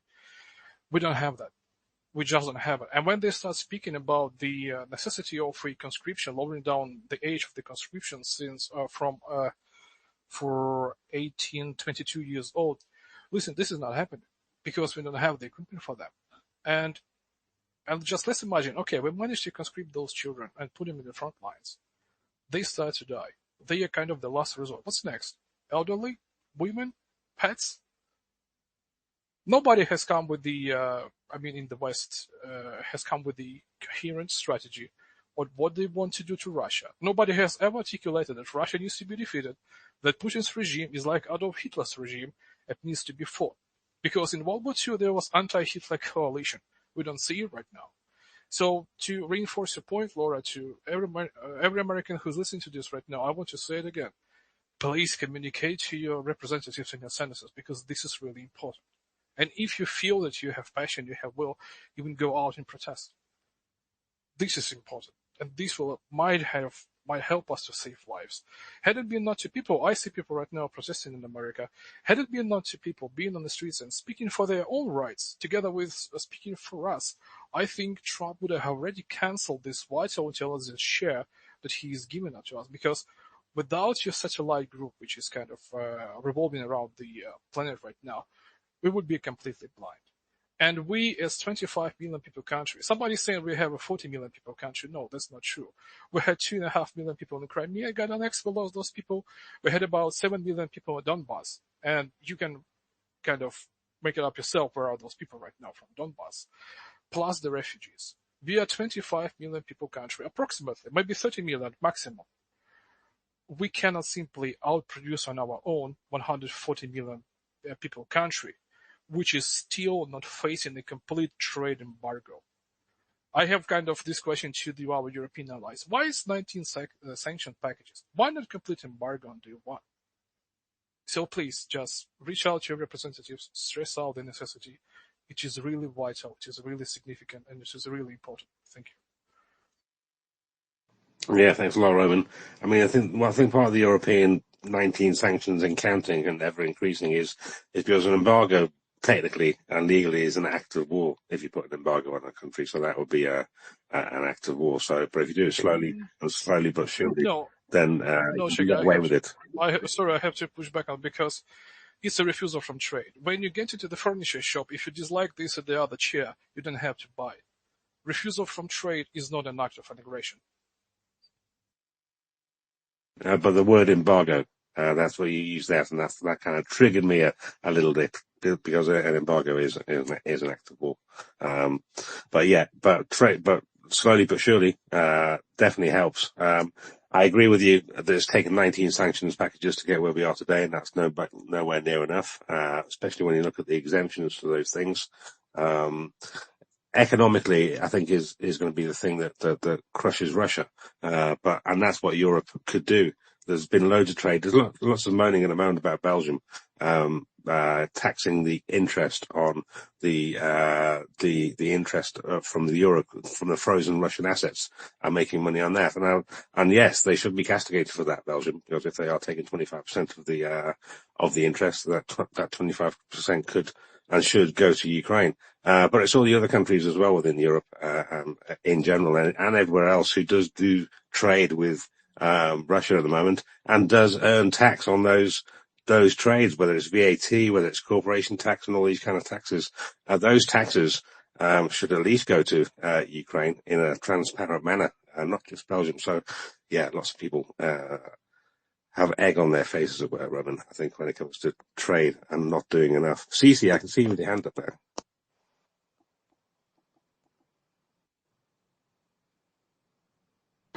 Yeah, let me step outside of the place. Cece, They're you playing. there? Can you hear me? Can only Shaggy not hear me, or can you guys hear me? I can hear you. You're good. Yeah. I hear you too. Okay, I'm free of the disco music now in the place I was in. So easy things you can do. Armed Services Committee, you can look up who's on it, and then it's an easy Google to find a address in their district, because they really only care about who's in their district, even though they're on the National Armed Services Committee. So it's a really targeted way if you want to increase your impact. Highly recommended.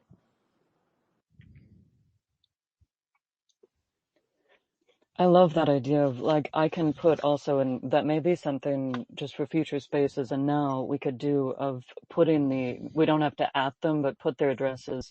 I thought it was an interesting group that was meeting with I can't remember whether it was the Geneva, and we had a very different group than we've seen before. So we could put that in comments of just who to contact, whether it's armed service and the other kind of mixed group that we saw before. Thank you so much, Cece, for coming up too. Thank you for everything you're doing. Hey, Laura. Yeah, most of my stuff is behind the scenes now. I got enough death threats on Twitter for just helping, but that it's really pinched my reach on here. God forbid you be a Ukraine supporter that's not a far righter. But anyway, the other thing is the discharge petition number 8. You can see who has not signed that. And email me or DM me and I'll give you I'll give you the information. But yeah, discharge petition number 8. There are some people who advocate for Ukraine in Congress who still have not signed discharge petition number 8. So that's also great targets. If you want to actually do something instead of just listening about Ukrainians dying all day. Yep, and then UK fellas, obviously same for us. You can write to your own MP, because as the previous speaker was just saying, it's the politicians care most about the people who are actually their voters. You write to your own MP and you ask them to raise your concerns with the Secretary of State for Defence or with the Prime Minister and make a few points politely about, that we have a duty. We were co-signatories to the Budapest Memorandum. We, as a UK voter, Ukraine is important to your vote and any forthcoming election, and ask the Defence Secretary, the Foreign Secretary, the Prime Minister, how the UK is going to step up and help Ukraine. And that's really easy to do. There's a website called Write to Them, and you can do it all online. That will tell you who your MP is, and it will help you write the letter. And I would absolutely encourage fellas to do that, because that's the biggest thing politicians care about, is hearing from their voters about what matters to them. So again, if anyone wants any help or advice, don't drop me a message, because chat's not working, at me, and I can talk about, or we could do a space about how to lobby. But it's really valuable. And again, it's something that it costs time, but not money.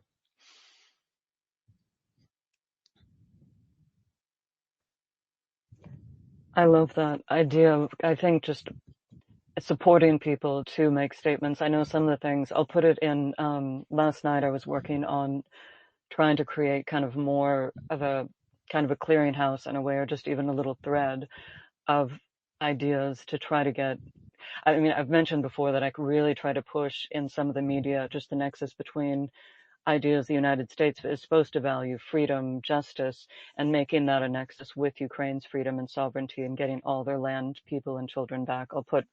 You guys I probably put it in the comments before, but I put a little chain in, and please feel free to add any of your ideas about messaging, because I think, like, Roman may have ideas on this too, of course, just how do we communicate? These things seem so logical, that these are such moral values that everyone should hold. Don't let people be killed like this. This is absurd. And do we have ways to create more imagery, media, anything to just get this forward in front of people? Because I think there are ways to just make it more clear that there is no question in this. We can't take Trump's ideas that Ukraine got into a war with someone, started a war with someone, I believe is his exact language. And if we keep pushing against that, I believe we can go forward. I'll put in comments the little chain that I was creating. And there's so many talented people in NAFO and in Ukraine support. I really believe like everyone's participation can make a profound difference. Thanks very much. Mm-hmm. And I think just sort of rounding back to where we came in case there are new people in the space who weren't there before. If you can go. And I really just kind of want to say this, because it carries so much value. There's solidarity. You're showing support. You're even even if you don't, I'm going to say go and pour candles. Go and pour candles with Coast of Life. Go and do that. But if pouring candles is not something within your physical capacity, if you can't be on your feet for 3 or 4 hours, still go. Go and see. I wrote this on my Facebook, so it's very outing, but there's a very famous motorcycle traveller called Ted Simon, and he travelled the world in the 70s, and he wrote a very good book. And every motorcyclist who aspires to see the world reads Ted Simon and Jupiter's Travels. And he came to my city, and I asked him, a few years ago, and I'm like, well, everyone's seen everywhere, Ted. What's the point of travelling? And Ted said, go somewhere that is in the news, see it for yourself, and come back and tell people about it. So I've followed that. I've gone, I have gone to Ukraine. I have come back, and I am now devoting myself to telling people about it. And I want to say to people, again, just, if you can go to Lviv, fly to Lublin. Don't, make sure you know which bus you're getting on, but go and see it for yourself. And because one of the really interesting things people have said to me, I'm always a bit cagey about making a big song and dance about going. I don't want to be seen as some, white saviour. I'm doing this because it's important to me. But obviously, if you're taking, time off from work, people kind of ask where you're going. And it's quite a few people have said, oh, can you do that? Can you just go and help? And there's a perception that you need to be, with the United Nations or with the Red Cross or something. And I just say, yes, you can go. You can go as an individual. And if you want some tips as to places you can go to, here is some websites. Here is, Coast of Life. Here is net making. Here is chopping vegetables. And it's really important to share that. I feel it's important to share that message to people. This is something we don't have to rely on organisations that have really dropped the ball, I think, like the UN or the Red Cross. As people, just as ordinary people, we can go and help other ordinary people. And it's you don't have to be a professional aid worker. You just have to be somebody who can go and knot some nets or sort some tins out. It's not too difficult. Cheers, love. Cece. Yeah, I was gonna say my country, America, has become the Overton window has shifted so far that it's really like, even if you're a quote unquote conservative in your head, the problem is that you're still living in 10 years ago, because practically and on the ground there's no such thing anymore. So you're either a fascist or not working against fascism, right? So that was in reference to my comment about being far right before. And then the other thing is, if you want to be really surgical about it, the other thing you can do as a force multiplier is, because America is so gun-centric, unfortunately, let's use it to our advantage. All the weapons manufacturers and all the different states of these representatives, you can say to them, like, do you not want jobs for your state or your whoever you're representing, right? Your district. So you can also look up those, and that's definitely a exponential surgical way of approaching it. And then you're also not just listening to Ukrainians die all day without doing anything.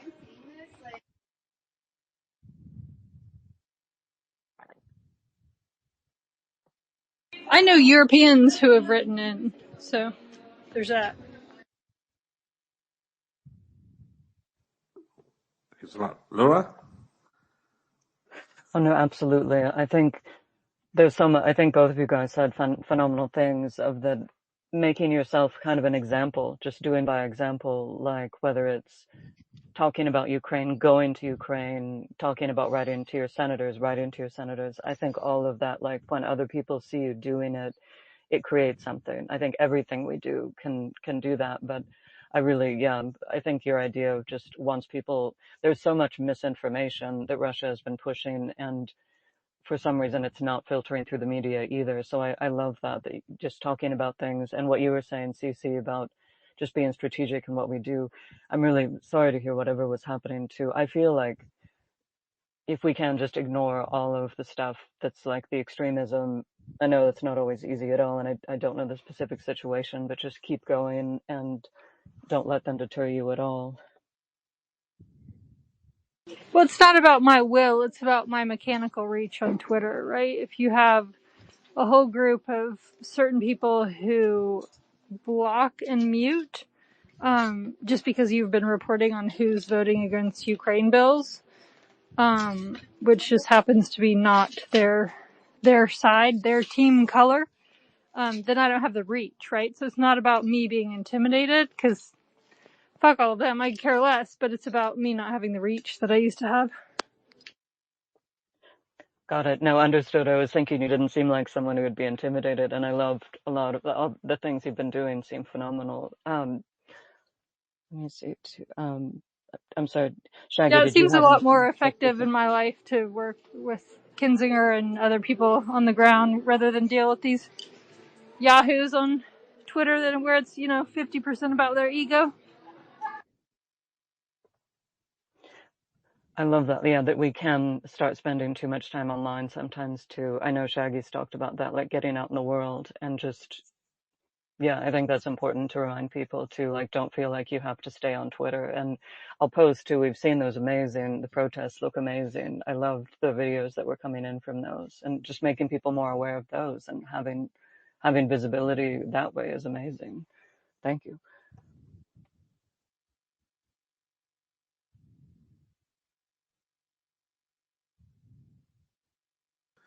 Right, I just saw Coast of Life's microphone go off. Does that mean it's working now, Coast of Life? Okay, do you hear me? Yeah, finally. Yes. Oh, great. So, we are very appreciate that you organize this interview with Marv. She's really amazing fella, and we were happy to have her that week that she was able to spend with us. Actually, I want to tell you a small story that when people from foreign countries come to us, it give a real big moral boost for everyone here. So last week we worked for several requests, and a volunteer, Olga, came to pick up the candle for her guys, and then she saw that actually in the candle studio were, I think, only international volunteers except me. And when she went out, she's nearly started to cry because she was too thankful to all these people who come and help. It's warmed her heart and her soul very much. It's always very important when someone comes, and it shows that the people from all over the world stay with Ukraine and Ukraine's matter.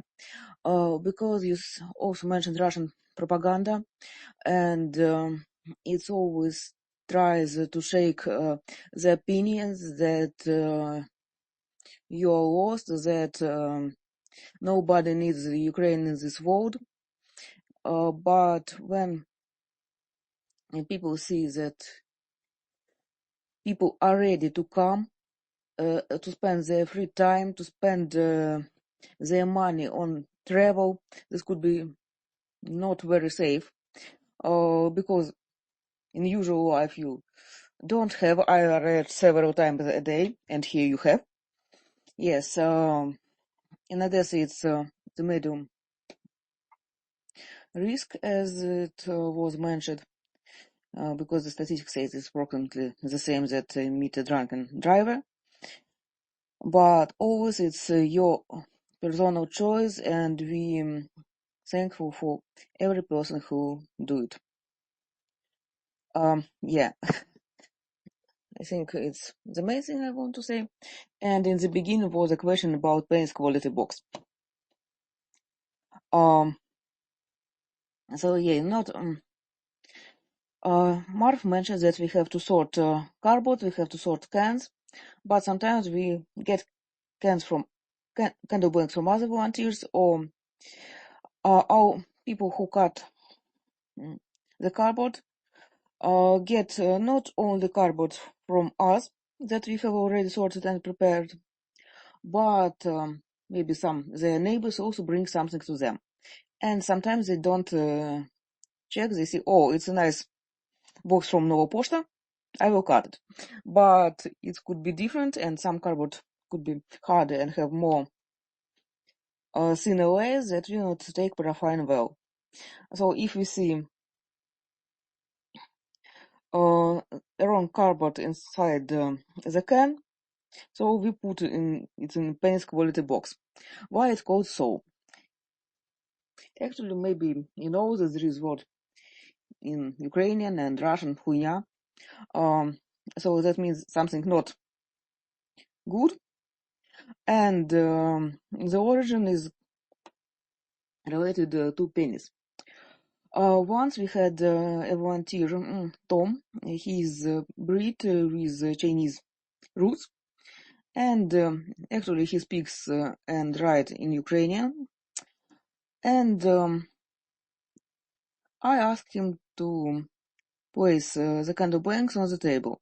And he took the round box with the signed huya. And he placed it there. When I came and from the pots and see that the mistake, I asked Tom place all bad candle blanks back and ask him, Tom, do you understand what does this word mean? He says, yes, I know. Okay, could you please write in English that any other volunteers could understand that it's not good place to take the candle blanks. And Tom made literal translation, and when other volunteers who were there saw it, it's starting to laugh loudly, and it's made our days. And since this time, the box with bad candles called Paints Quality Box. Then we this year decided to improve it and make more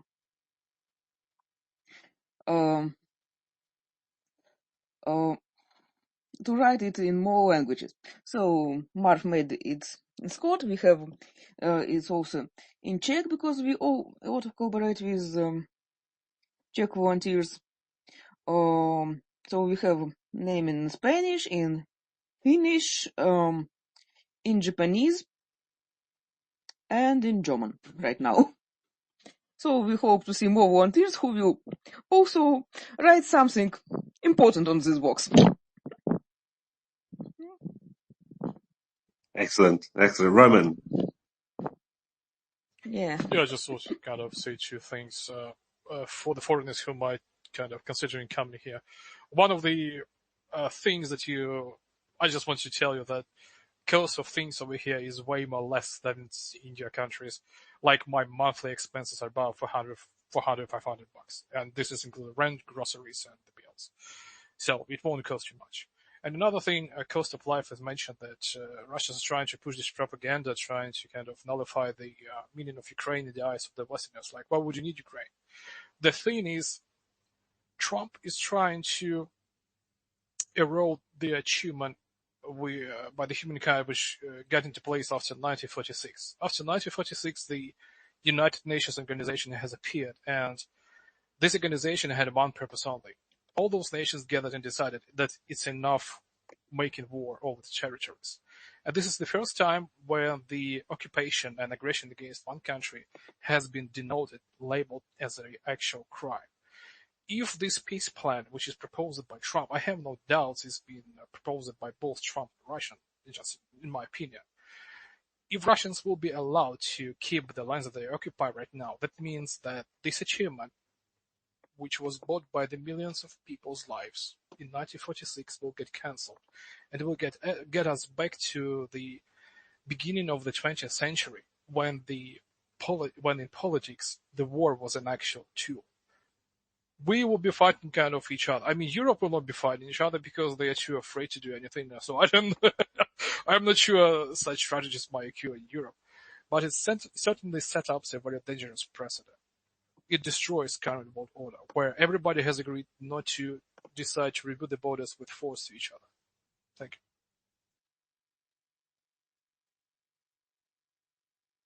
you. Yeah, fully agree. It's definitely turning back to might is right again, Roman.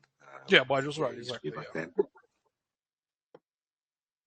Yeah, exactly. And you'd think enlightenment would mean we become more enlightened, but no, same old, same old. Utopias. Laura, thoughts? Yeah, exactly that. I think trying to emphasize the stakes of like, these are people that appear to want to carve up the world to some sort of just imperialist dystopia. I mean, I can't imagine why people would find that appealing at all. And I think that idea, what Roman was saying, that it's resetting the world order, just that we've allowed this to happen. I think so many of us were so appalled that Biden, and I'm not blaming a party here, it's both that are clearly involved now, opened the door, just said, we're not going to stop you. What sort of precedent does that set? And I'm fully prepared to kind of just throw both of our parties under the bus in terms of like, we cannot let this ever happen again, and we need to stop it in Ukraine. That I feel like we just keep pushing that. I'm going to put another, it's again a kind of a thread, but I think larger accounts may have more power with doing this, so I definitely encourage them just trying to get petitions. There's one from the United States that's not getting a lot of traction.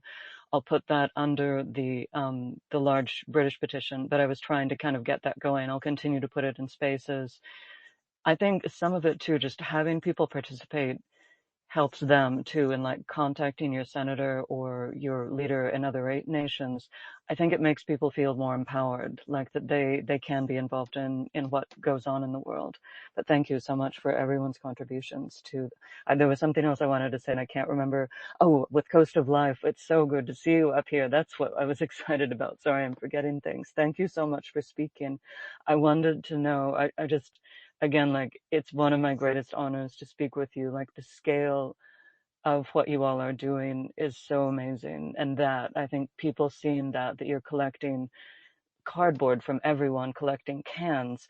I remember recently you've been saying that the paraffin supplies have been low. And I love that Marv was talking about, like, you guys, like, as soon as you get stuff, you use it. How are your paraffin supplies or other supplies? And how are things with the nets? I gather you're still getting them from other parts of the world too. And to me, that's amazing. Like, we're seeing people from Brittany, Australia, sending fishing nets. How is that all going? Okay, so today we so some guys is trying to bring more nets from Europe. So they contacted me, and I said that yes, we have requests from different units, and they're interested. So I hope they will find some transport to bring them from Holland. So I gave them some contacts that help to bring the nets from this country on regular basis, but it means that they need to fundraise for fuel. Today we got nets from our Odesa company, so we called Space Akita Doggos because they have really nice Akita Doggos. And it was surprised that nets were ready today, so it's part of another big request. I even haven't time to make post about how many nets are requested for the next month. So because I got this request a couple of days ago, at the same time I wrote to both companies with whom we work that we have a big request for different nets, and some of this says that okay, they will already start to work on it, and I'm not suggesting that it will be so quick because of power cuts, but today we got 8 big nets, 6 small, and 2 medium. Tomorrow, 2/3 of these nets will be sent to the front line, And the other I will have to cover in the nearest day because the guys ask for gray and brown, and right now company can produce only white or cover them in green because they had only one big tank for coloring, but soon they will have another one and they will color also in brown. Because the net should be colored approximately in the same color that you see in wild near their positions. So that is why it's important to give the guys exactly what they ask, because it saves their lives. And we always try to do it.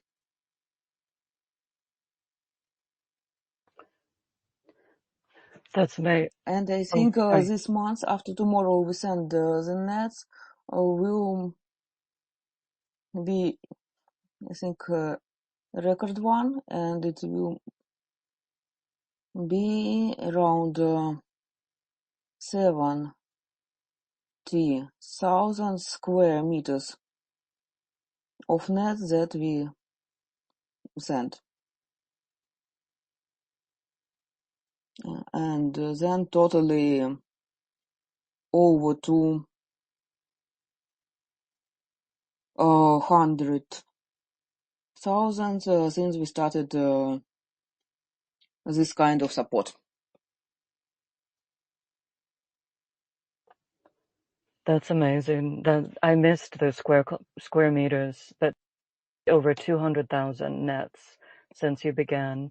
One thing I wanted to clarify too, just to make sure, in particular, kind of Marv, you might be able to reiterate this too. Were you saying, like, for volunteers that might be fearful, and I know it's a potentially dangerous situation, were you saying the risk of, like, being killed, say if you go to Odesa, is about the same as being killed by a drunk driver? Was that what you were saying? Okay. I wasn't sure I understood. Thank you. Yeah, it's the same. Because when you go to the street, you never know, will you meet a drunken driver or not? So it's your responsibility to check what you have on the right and also have on the left side when you cross the road. But mainly the drivers are okay, and drunken drivers are not very common thing. So usually a lot of people cross the road with no troubles. Yeah, I mean, I can say that. Yeah, I didn't feel afraid, and I didn't know until I got to Odesa how it would feel to be working through an air alert. When I was in Lviv, there were air alerts, but of course things were very different in 2023.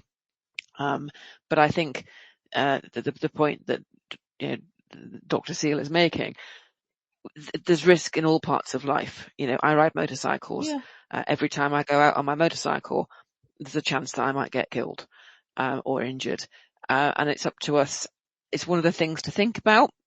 And again, I want to just say again, any fellow wants to have a chat with me, we can arrange to have a chat. I'm very happy to speak to anybody about what it was like and the experience. But we all have a level of risk that we are happy to accept in our lives, and so I didn't feel unsafe. I think my friends and fellow friends were more worried about me sort of second hand than I was. It is. In the beginning of the full scale, maybe already in a couple months from the beginning, a lot of my friends who lives outside of Ukraine, they were checking the alert there, and it's made them very nervous. And then they understood that it's not a good idea to have the alert application on your phone if you're not there, because it's make only worse to your nervous system. So yes, it is needed things when you are here, but if you're outside of Ukraine, so better to keep the mind cold and nervous less.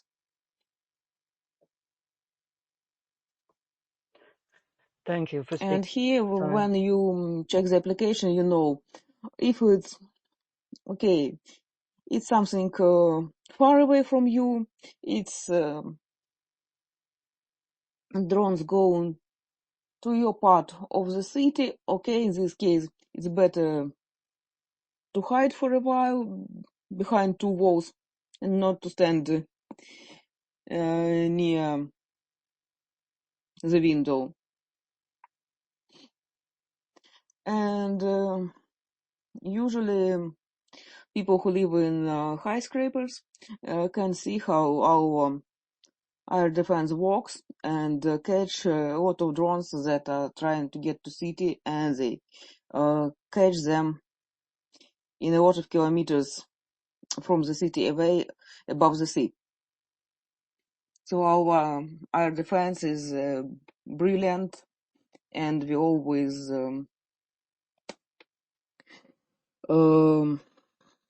thankful for everything they do for us. I like ours in Zaporizhia, though. Well, your air defense seems to be way more better than ours here. Because they Well, maybe learned from on their personal experience how to do it. So that is why when you learn from experience, it's the stronger knowledge that you get from book. well, of course, but I rather mean that you're probably having much more tools to defend yourselves than we do here.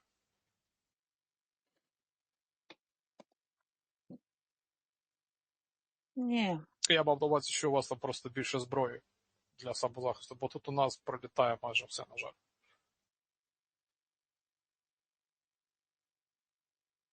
I just translated to her this phrase from English to Ukrainian. Yeah, Odessa is kind of safe. Lviv is safer. The west part of Ukraine is safer. Just if you're really worried, just don't come to my Zaporizhia. That's my point. Yeah.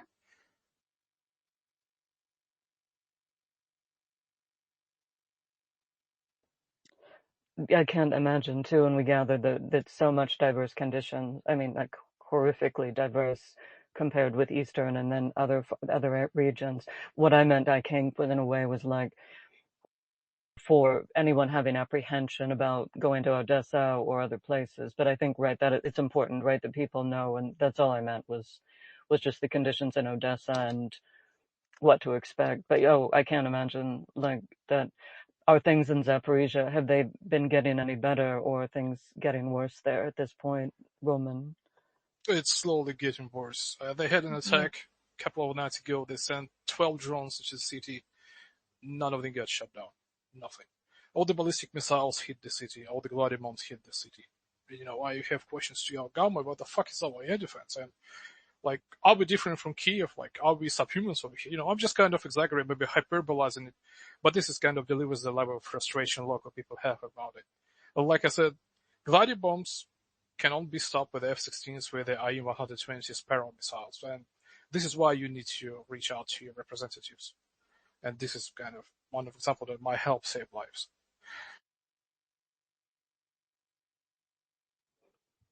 Absolutely, and I think the more we hear it, like the more we hear, and not that we should need to be catered to like that, but I think it's extremely helpful to hear about what's happening where you guys are the bridge, giving us information.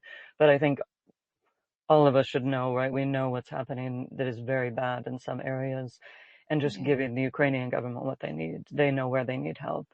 And of course the fundraisers, everything, and the work that Coast of Life is doing and others like them.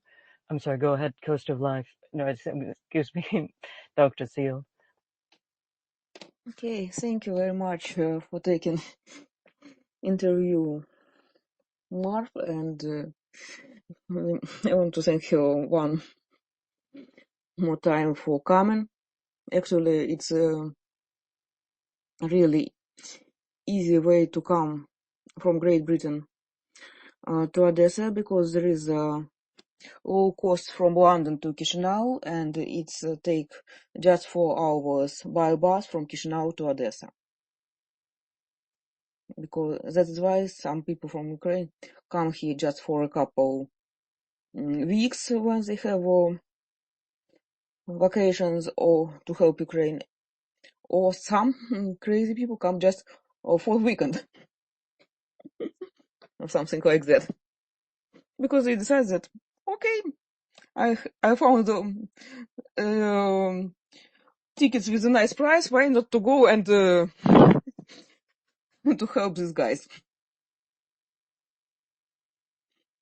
And we are thankful to every person who come to us and help, because we are always working off hands.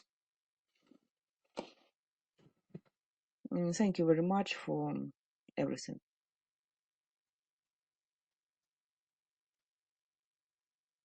All right, no, thank you as well. I can see Laura on my phone seems to have disconnected. Yeah, disappeared. Could I just thank Coast of Life and also everybody who was there to look after me, and I got such a warm welcome, and I really want to kind of just say thank you for that. I was, shown what to do, fed and watered, cups of tea, dumplings, some beautiful parts of the city. So thank you for making me welcome, and just making it such a successful and worthwhile trip for me. It's been one of the most useful things I've done in my time on Earth, and I'm looking forward to coming back in a few weeks and doing a bit more. But yeah, thank you for having me, and thank you for making me welcome. You're always welcome.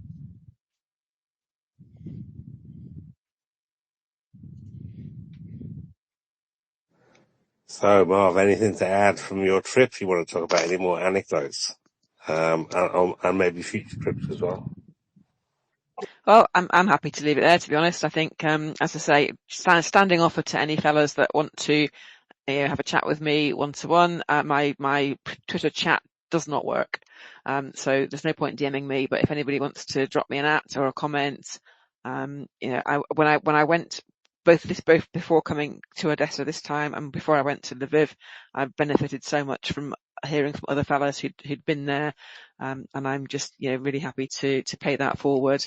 And answer any questions anyone has got. But I would just to say again, I think hopefully everyone's heard the message loud and clear that people are needed, hands are needed, funds are needed, but hands are needed as well. And it's something that we hope people will ask themselves if they can do it, and ask some questions, and come and make the trip if you can, because it's great and it's a great thing to do. And you will really physically help, Ukrainians at the front and the Ukrainians in Odesa who are working hard.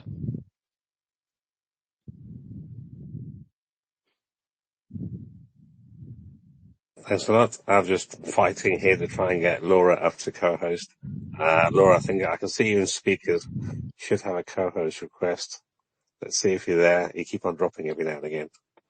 Mind you, my app keeps on dropping every now and again as well. Are you there? Thank you. Can you guys hear me? Yeah. I'm on a different mic. Thank you. Sorry, loves. Thank you.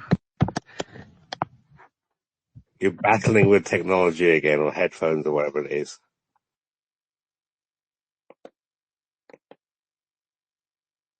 Okay. Well, if anybody's got any further questions for Marv or Coast of Life, or anyone wants to bring up any subjects to talk about, we can do that.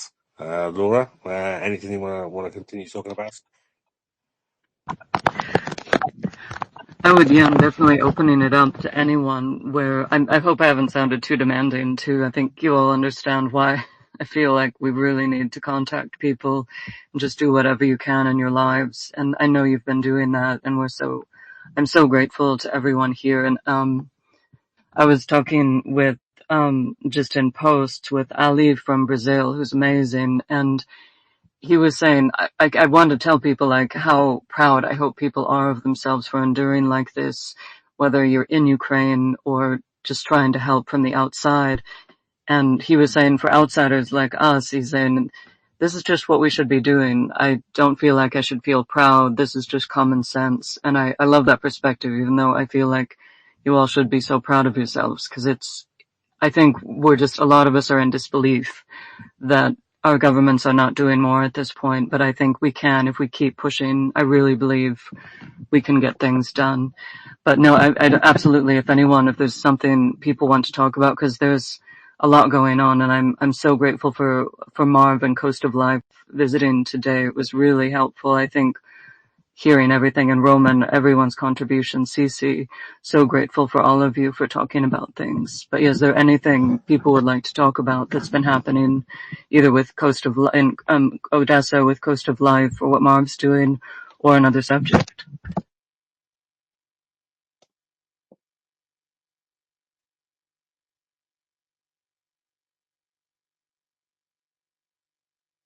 Well, I just brought Skykiss and CC back up again. I think I have. Anyway, my buttons on my phone are Skykiss can working. go. Yeah, thank you. Yeah, just briefly, very interesting coincidence that you're having this space, Shaggy, because one of the last things I did this morning before I went to bed was promote the current fundraising post for Coast of Life, and for quite some time, Coast of Life is in like my hot list. The you know the top three, I would say, the top three of the fundraisers. And there are so many Ukraine fundraisers and so many deserving of our reposting and our general support. So I just wanted to say that, and also that, those of us who would go to Ukraine and help pouring candles and um, and making the camo nets. That was one of the first things, the nets. Like, oh, I could do that if I could get there, And so that's really the issue. So I think the best thing we can do if we cannot go and help in person is really pick your favorites, and always think of these smaller fundraisers, because they may not come across your feed. Make a hot list and do that every day, maybe even 5 times a day, to promote the fundraisers at the very least. And of course, donate if you can. So I just wanted to say that.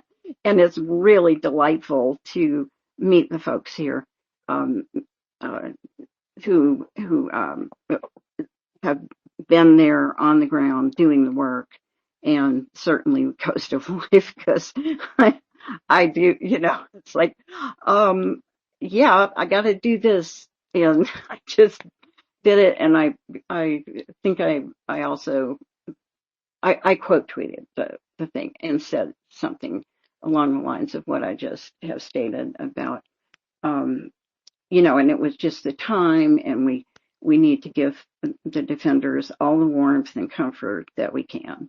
So that's something I think of every day. And now that it's getting colder, you got to do this. So please, everyone, do share several times a day their fundraiser, and definitely, if you need to, write it down, just to get it ingrained every day. You think of these, these 3 or something, you 5, and do what you can. And thank you very much for one of my very, very favorite of the smaller organizations who might go unnoticed, if we don't promote them. And I'm so glad that I do see your posts.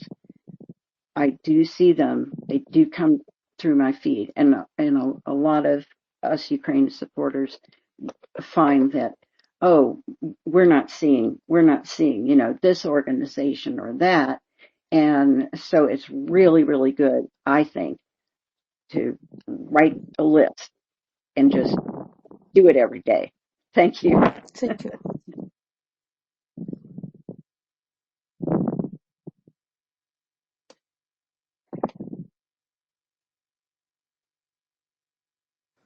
Yeah, thanks very much, Skykiss. Sorry, I had a sticky mic button then.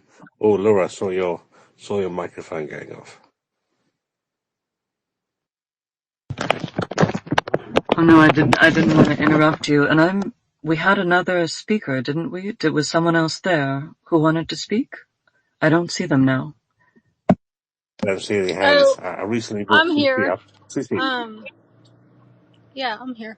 I was gonna say the people that go and volunteer just always blow my mind. It's the coolest thing ever, because if you think about it, most of us are just working, living, eating, and then dying. Like, that's the sum total of one's life. And it's just something that, you'll remember the rest of your life, right? That you've contributed and volunteered to a higher calling, a higher cause. So I'm always just so impressed and excited to go myself. But, I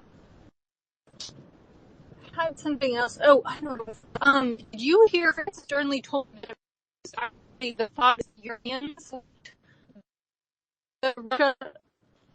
Russia, did you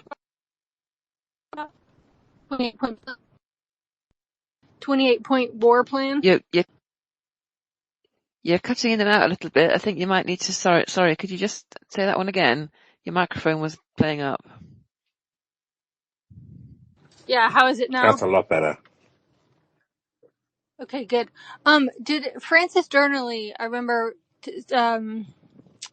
was saying that it was actually the Europeans that leaked the 28-point war to Trump plan. Did you guys discuss that at all? Talk about that? I thought it was pretty fascinating. That the European intelligence was thought to have leaked that document. Leaked the 28-point plan thing, peace document. The British or some Europeans. Don't know. I mean, I've heard quite a few rumours. I've heard it's the Europeans. I've heard it's the British. I've heard it's the Russians themselves. I've heard quite a few theories. So no idea, CC. But yeah, I have heard that. Yeah. But why would the Russians do it themselves?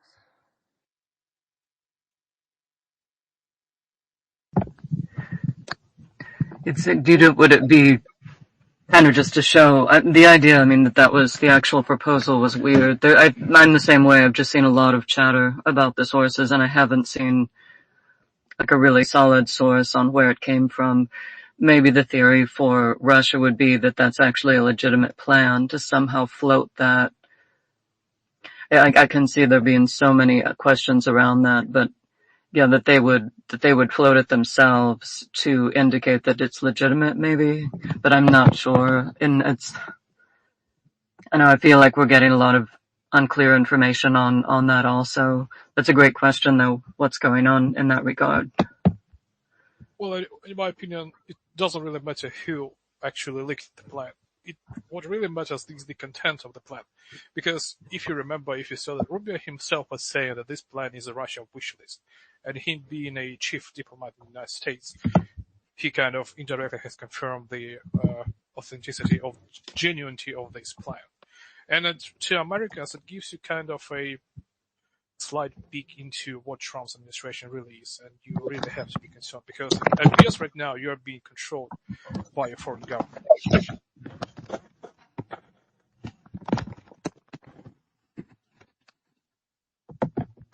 I hope my words make sense. Yeah. I don't know if Laurie. I don't know if you're still there. Microphone. Yeah, Laura, your microphone is running. We hear everything in the background. Oh, I'm so sorry. It's showing me as listener and I can't turn it off. I'm gonna drop, okay? And I'll try to come back. Sorry, folks.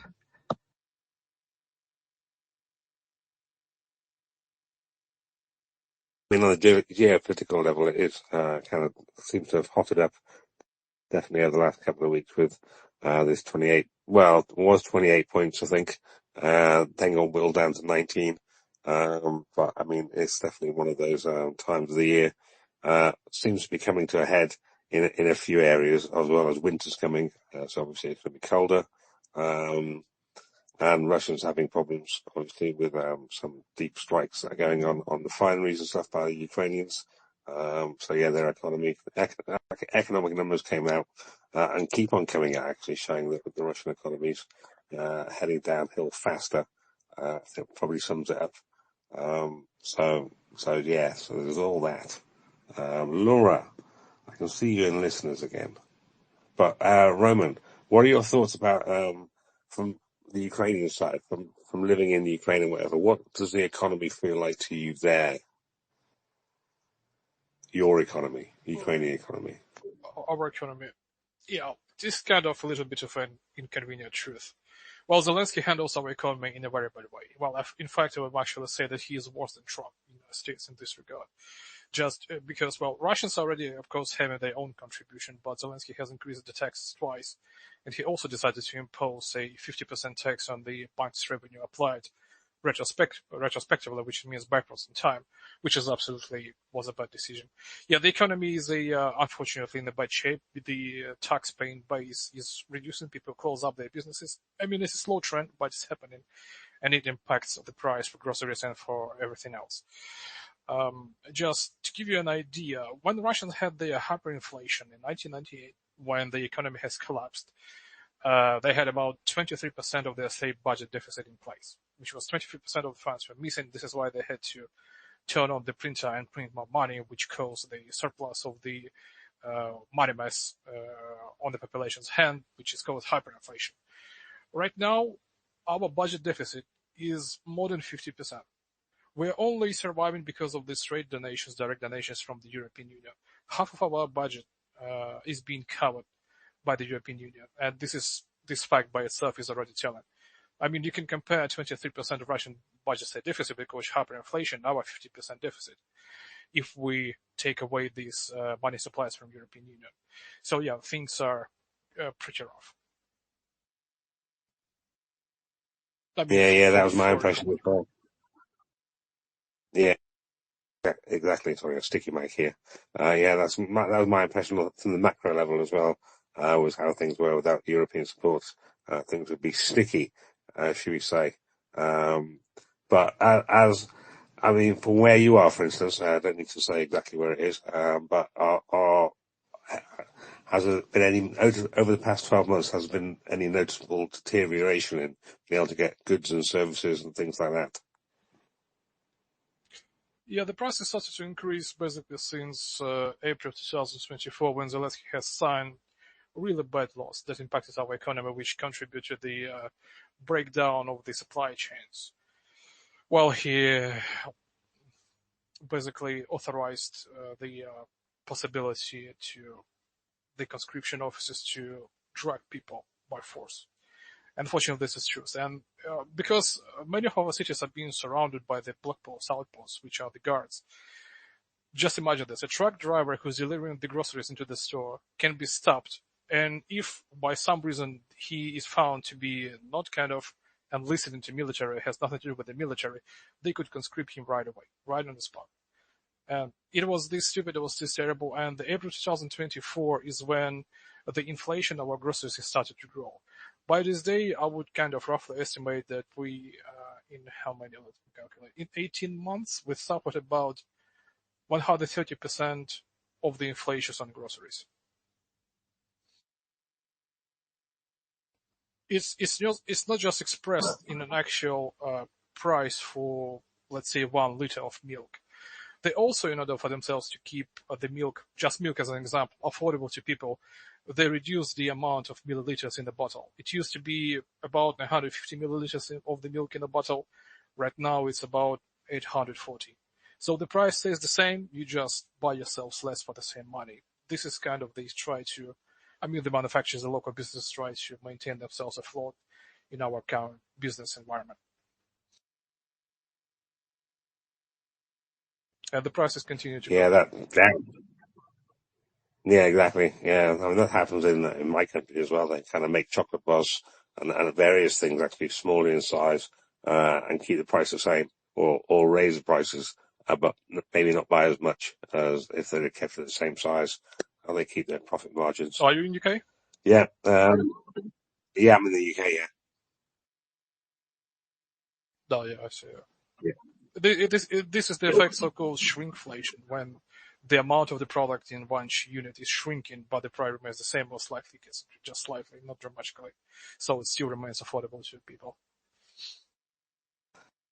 That's the word I was looking for. Shrinkflation. Yes. Yeah. It's definitely a thing. Definitely a thing. All right. I can see Laura in.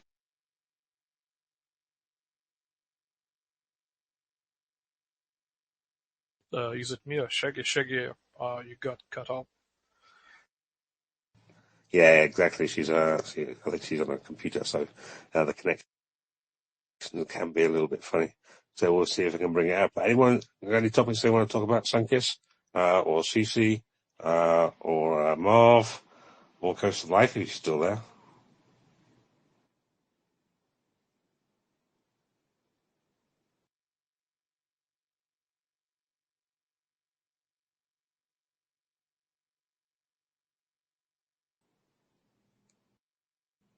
Hang on a second. Martin, welcome. See if I just managed to bring you up. Martin, I can see your hand in the air.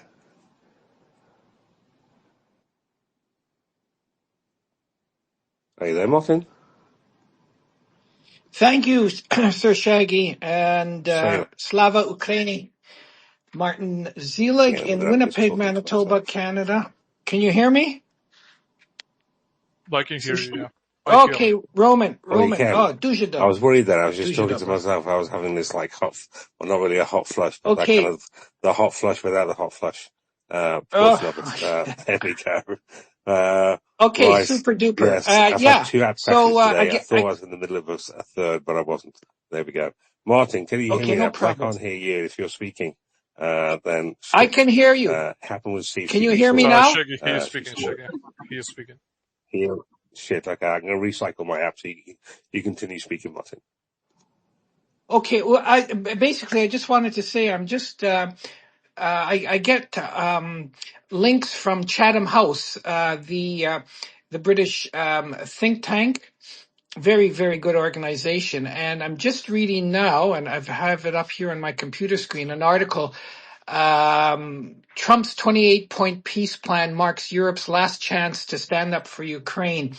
It's a very, very good article, and I'm going to post it under my timeline on X so everyone else can read it too. But basically, it's saying, among other things, that European leaders must decide to support Ukraine, which I and people much more knowledgeable and informed than I have been saying, by releasing frozen Russian assets and providing stronger military aid. And then it says, or risk Trump dismissing their influence. And I think, it also talks about the urgency for Europe in this situation, that according to the author of this article, that Europe has one last chance to act decisively by jointly accepting litigation risks over frozen assets and supplying Ukraine with long-range missiles. And I'll just add bravo and hear. So overall, I'd say this what it's saying is that the plan is a defining moment in the war in which Europe must prove its commitment to Ukraine or risk undermining its own security and credibility. So those are just a few summary comments that I'm going to make about that article, but I will post it under my timeline on X shortly, and then if you want to post it into your nest, into the nest, Sir Shaggy, then it's available to everyone, but you can look for it. So Yeah, put it up in the nest, Martin. Well, I won't put it in the nest. What I'll do is I'm just about to post it. It's on my phone now. I'm just about to post it from my phone onto my timeline on X. Just go to my timeline and you can take it and put it into the nest, Sir Shaggy. And then, as I said, it's available for everyone else to read. But yeah, it's just I'll just end up by saying it's just something that myself and you, I believe, and so many others have been saying now for since actually the war began on February 24th, 2022, when those barbarian invaders, those genocidal maniacs from the east invaded our ally, democratic Ukraine. That give them what they need so they can once and for all, totally defeat this imperialistic power who is a threat to us all. I don't have to repeat that for everyone here, but I want to emphasize that. And let's never forget, Ukraine is fighting for us as well as for itself, for freedom, independence, democracy, sovereignty, all of those good things. And it's in our interests, if you want to be selfish about it, it's in our interests to support Ukraine to the utmost. I'm going to get off my soapbox now. I'm going to post that article I mentioned, Sir Shaggy, and end off by saying Slava Ukraini. Thank you so much, everyone. Our own Yeah, thank you, Slava. Martin. Thank you, Martin. Oh, Marv? Marv, I know you wanted to say something before Roman. Let me go to Cool. Roman. Yeah, sorry guys. I'm going to love you and leave you. I want to say thank you very much, Shaggy and Laura, for giving me the chance to talk about my experience with Coast of Life. Once again, please think about going. Please carry on supporting them. They are amazing. What they do is absolutely beyond. If you've been there and you've seen it for yourself, you wouldn't believe the scale of the operation that the SEALs are running, with our support. So please carry on supporting. Please think about going. Please talk to me about anything if I can answer any more questions. But yeah, thank you again for letting me ramble on. Thank you for having me. And I'm going to go off now and have some more tea. Cheers. Thank you very much. Cheerio. Yeah, cheers, Marv. Roman, did you have something to say? I just want to say, if Europe hasn't supplied us by now, I doubt they ever will. And it doesn't take those frozen assets. Europe as a entity, as a structure, has enough money for themselves to start producing the weapons. Just like to give you an idea, since 2022 in Germany, well, technically Germany owes us nothing, but still, Martin said, we're fighting for the whole Europe on our own. So since 2022, the German Ministry of Defense, which is Bundeswehr, hasn't ordered a single Leopard 2 from Rheinmetall. Not a single tank ordered for 4 years. So, I'm just not being optimistic Europe will ever wake up. Sometimes I have this kind of cruel dreams in my own, just want to let Russians somehow teleport to Europe, commit this wild shit for like 30 minutes over there for a short time. Maybe this will wake them up. I don't know.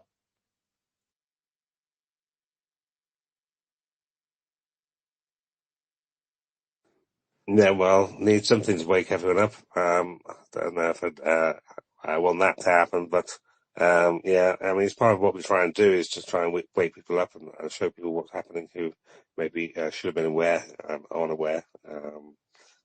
Some people can take it eat more easily than others.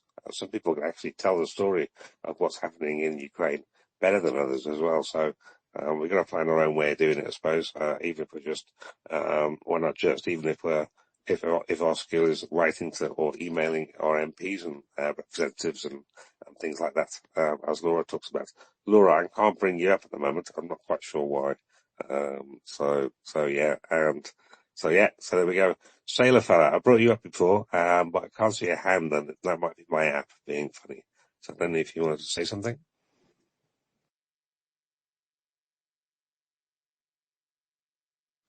Yeah, I just want to say that it doesn't matter how old you are if you want to come and volunteer in Coast of Life. We had Louis and his grandma. and she did really well. And it wasn't the eldest person to volunteer in the place. So I invite everyone to come, and even if you can't volunteer, you can just come as a tourist and help the local businesses. Hospitality is great here. Excellent. What's your experience has been like? Have you got any anecdotes you'd like to share? Any stories?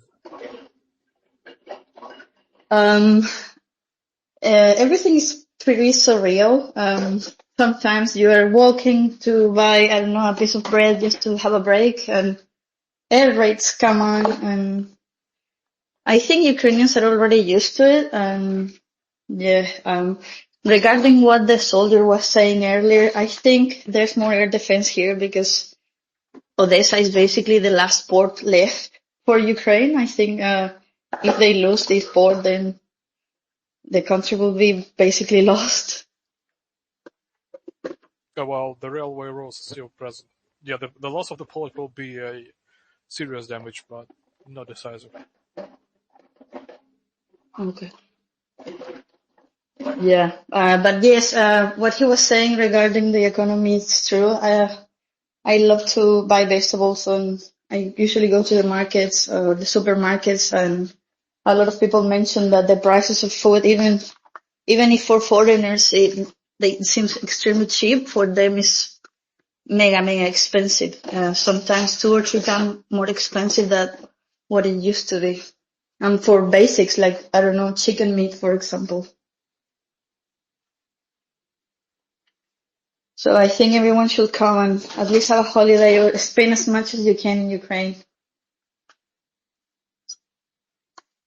Yeah, definitely. If people can, and you can and have. So Marv, who's left to drink tea. So yeah, it'd be brilliant to have more people who could and come on and talk about their stories as well.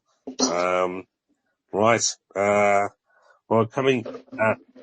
I was going to finish at the end of Marv's interview, but if anybody's got anything else they want to talk about and carry on, I can continue hosting. Just that I've got a bit of a cold at the moment, so I can't talk very well.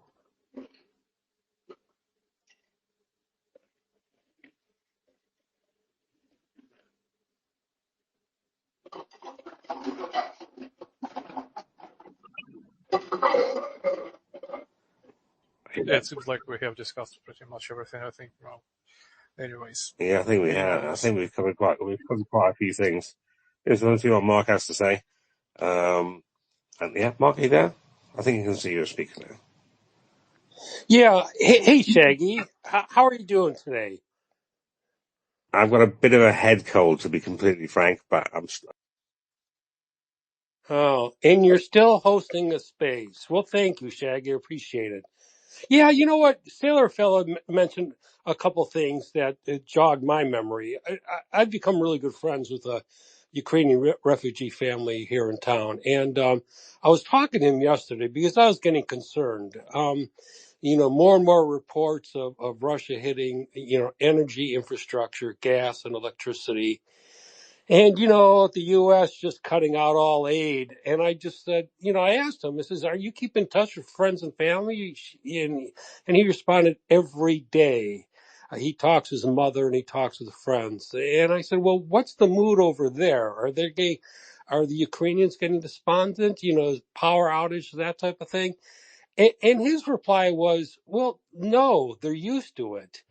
He said like in the 1990s when things were really bad, they only had so much power where they gave power to the schools and they gave power to the factories, but no power to the residential homes, maybe a couple hours a day. That's it. So they just learned to live without the power. So yeah, so I mean, it was kind of encouraging. It was just, one person's opinion, what he heard from some friends and families in Ukraine. But I know it's got to be very, very difficult. I don't mean to undermine it, but yeah, I just thought things were getting really, really, really dire and amongst the Ukrainians, and maybe it's not. And another thing Sailor Fellow said, as far as taking a vacation and visiting Ukraine and spending lots of money there, my sister, she's a bit reluctant to go there during the war, but she's absolutely adamant that she wants as soon as that war ends, she's going to Ukraine. She's going to take a long vacation there, and her only goal is, in addition to seeing, my mother's and father's birthplace there, is to spend lots and lots and lots of money. So, yeah, and I think I'll join her. So, and she's got a lot of money too, so she may be able to float the Ukrainian economy for a day or two there. But anyway, thank you. Well, I would Yeah, not thanks, agree. Mark. I'm definitely not used to this long absence of powers. We're not getting powers for about 12 hours per day in Zaporizhia, and I really don't understand how you can get used to it. It does, like we stand here, we resist, but the problem is that the longer this goes, the longer the deficit of the weapons remains in place, the less and less of Ukrainians remain in Ukraine. Because, one, we die to Russian weapons. Two, people leave. You cannot get used to the things. But anyways, Mark, thank you for your support and thank you for helping our family to kind of assimilate over there. Yeah, Roman, you're absolutely right. I may have misstated that. Maybe I didn't misstate it. Um, it may be the correct way to say it, that they've been through it before, so that it's not new to them, as miserable as it might be. Yeah. So anyway, thank you Yeah. for the I get your point. clarification, Yeah, Roman. I think they are getting used to it in not in a good way, in a scary way, because it's not normal, for example, that, I don't know, a missile is incoming and nobody's going to the shelter because they are already so used to it. So it's also putting their lives at risk at any point, mostly every day. Yeah, it's definitely been more normalised, but it's not normal, is how I'd probably describe it. Um, something like that. Yeah, and it shouldn't be normal either, obviously. I can see Mark has dropped. Coast of Life is connecting. My screen's gone funny. Laura, did you make it up to co-host chair? Let's see it. Let's test to see if your mic's working now. Thank you. Can you hear me okay? Yeah, it's clear to me. Thank you. It sounds like there's a lot of instability on the space. I know I urge people just keep trying. I feel, I was joking with others, it feels like you're in a washing machine sometimes trying to get back on, and I'm so sorry I missed some of what you all said. I'm just really, and I think one of the things we've probably addressed before too is, like, I gather conditions are so different in different parts of Ukraine, where if someone tells us, like, oh, it's not that bad here, definitely not an indication, right, for the whole nation or Zaporizhia or other places too. And it's so helpful to hear from people from Ukraine, either to kind of dispute what we're saying of, like, no, it's not that situation here, and just in general, because I think oftentimes people don't know when we're not in Ukraine. We don't know. And like you mentioned, there's a lot that people can't say too for operational reasons. So we understand that too, but so grateful for everyone talking and contributing. It's really helpful. Thank you. And if anyone else interested in talking about other things or elaborating on, I'm so sorry again that they're probably I missed. I think we have an open mic too. Oh, it's Sailor. Sailor, your mic is open too, but please speak if you want. Thank you. Oh, sorry. I'm just making the last supper for the guys tomorrow. I think, But yeah, oh, I love that. I think I don't open have much mics to are fun. say. You The hear people's situation is chats. horrible. I just don't know why this is happening, and I don't understand why Europeans are not doing much. Because I'm from South America, and even there I feel like we are more informed or just interested in what's happening. I don't really know if it's individualism or I don't understand. Europeans, a common European, he is fully aware of what's going on over here. Their government have been the problem. And another problem is that this is why we speak about this idea about the messaging your representatives and your members of parliament if you're in a European country. The problem is that the European publics of European countries, they are not ready to take it on the streets. And without these kind of resolute actions, the picture will not change. The governments are the problem, really, and the problem of people being too bad. Yeah, not the people. Yeah.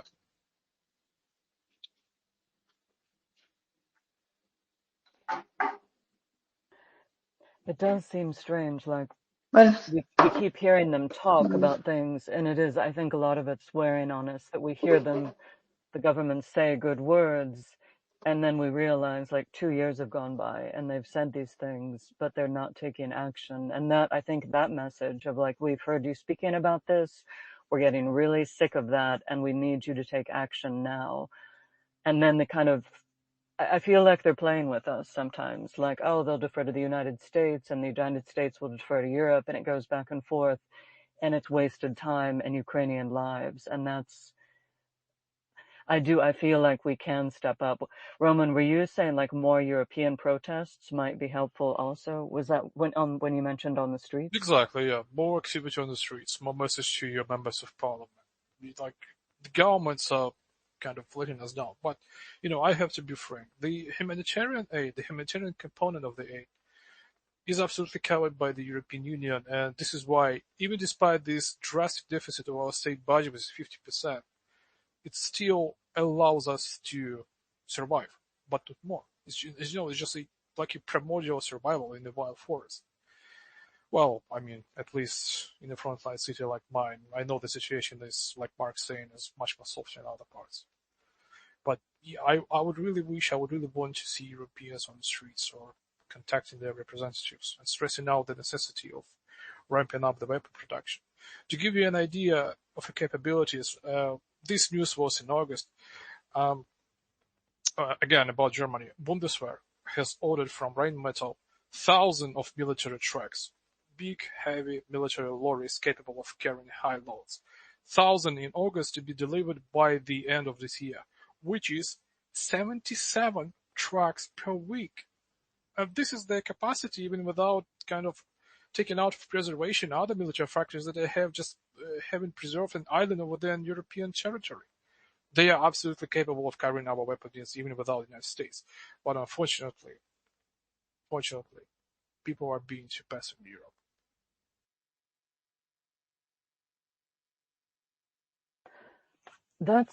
And I do wonder My about words. that of like, oh, sorry, go ahead.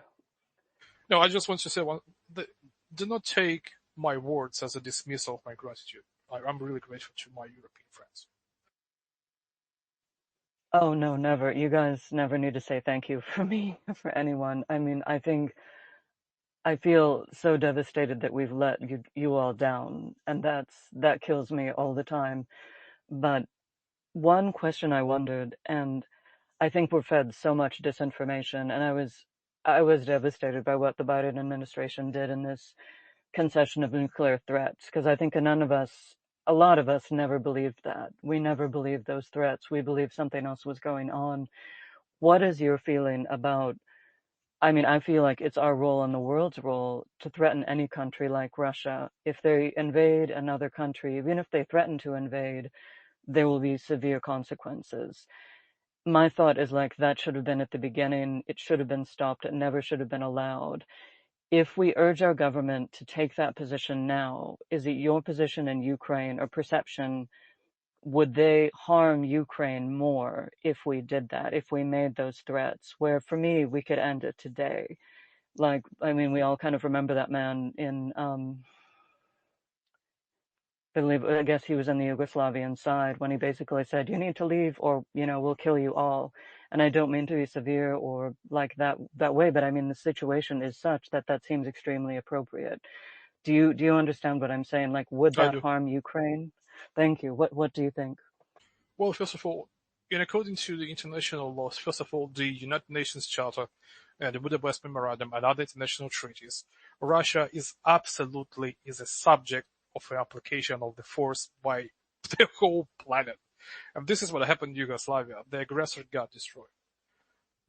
What else can they do to us to harm us? What else they can be surprised with? Cruise missile, ballistic missile, a drone, whatever. Nuclear weapons? Well, maybe probably. But if they are allowed to exploit their nuclear weapons and get for them everything they want, Europe will end up ceding Lisbon in Portugal. And then they will ask for Alaska in America. This is what I think. Because if they are successful, it will only embolden them. Well, so, but nowadays, after 4 years of war, Russia has zero actual, as they call, conventional capabilities, excluding the nuclear force. Zero conventional capabilities to do harm to anybody else. They are stuck here. They only been able to advance because we have the weapons deficit, and only because there's only 25 million of us versus they have 140 million. Just because of that. It doesn't take much to bring down Russia, even economically. Like those sanctions being applied by Trump in the end of October, that was a heavy hit. Russians already reporting the drop of the revenue for 30% of this month compared to this to November of 2024.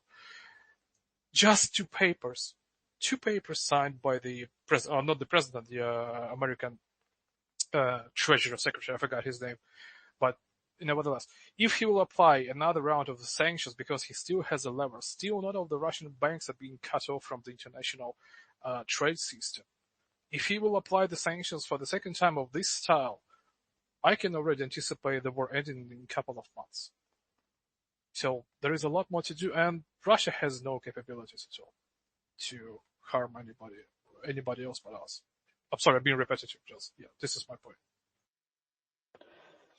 No, that was incredibly helpful. Yeah, the combination of the economic sanctions, because they do seem to be being crippled, and it's like, is our nation basically bailing them out? I didn't want to respond, but Mark, can you go ahead too?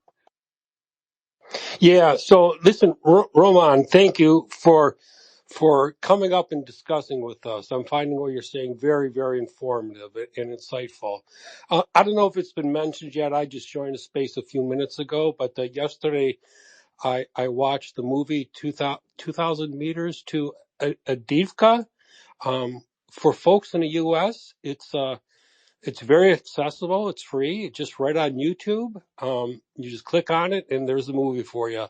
I don't think you'll ever find a more insightful movie on what actually the frontline soldiers endure while they're fighting. I can't believe the reporters who were with those frontline soldiers, interviewing them while they're getting shelled and mortared and everything else. So it's not a happy movie. It's not a sad movie. I think it just typifies the resilience and the difficulties that the Ukrainian frontline soldiers are exposed to. So anyway, if you want to have a go at it, again, it's on YouTube. I think it's published on PBS if you have that a subscription to, but it's there and it's free. Thank you.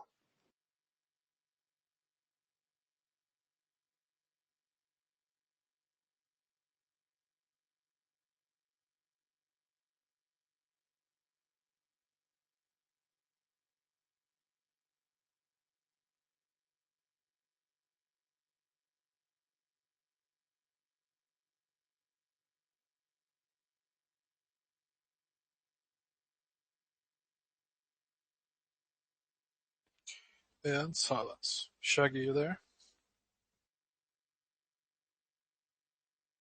If you're speaking, we cannot hear you. Damn it.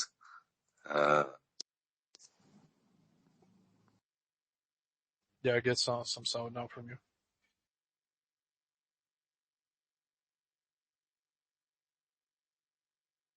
Damn it.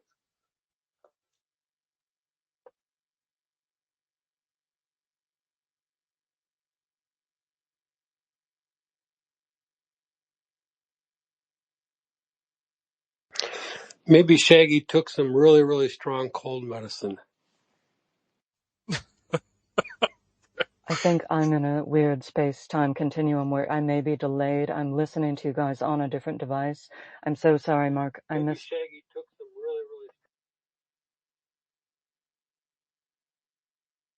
really. Yeah, I had to restart my connection to X a couple of times while I was in this space because it gets me. If you remain in space for some time, like 5 minutes, 10 minutes, it just for some reason gives you like some spikes. I think I'm back. back now. I can see. I heard you, Rowan. Then I heard Laura just before you, and I can see Regina's hand in the air. So I don't know if whether I'm back or whether I'm still partially gone. You're Regina. back, I think. I hear you. Oh, brilliant. Thanks, Roman. Regina. Yeah, when we started hearing about all these peace agreements, I kind of went back in my mind to all those tanks lined up, um, fixing to invade Ukraine. Does anybody have a list of what Russia's demands were at that point before they invaded? Exactly the same. I just took a brief look at this 20 point plan.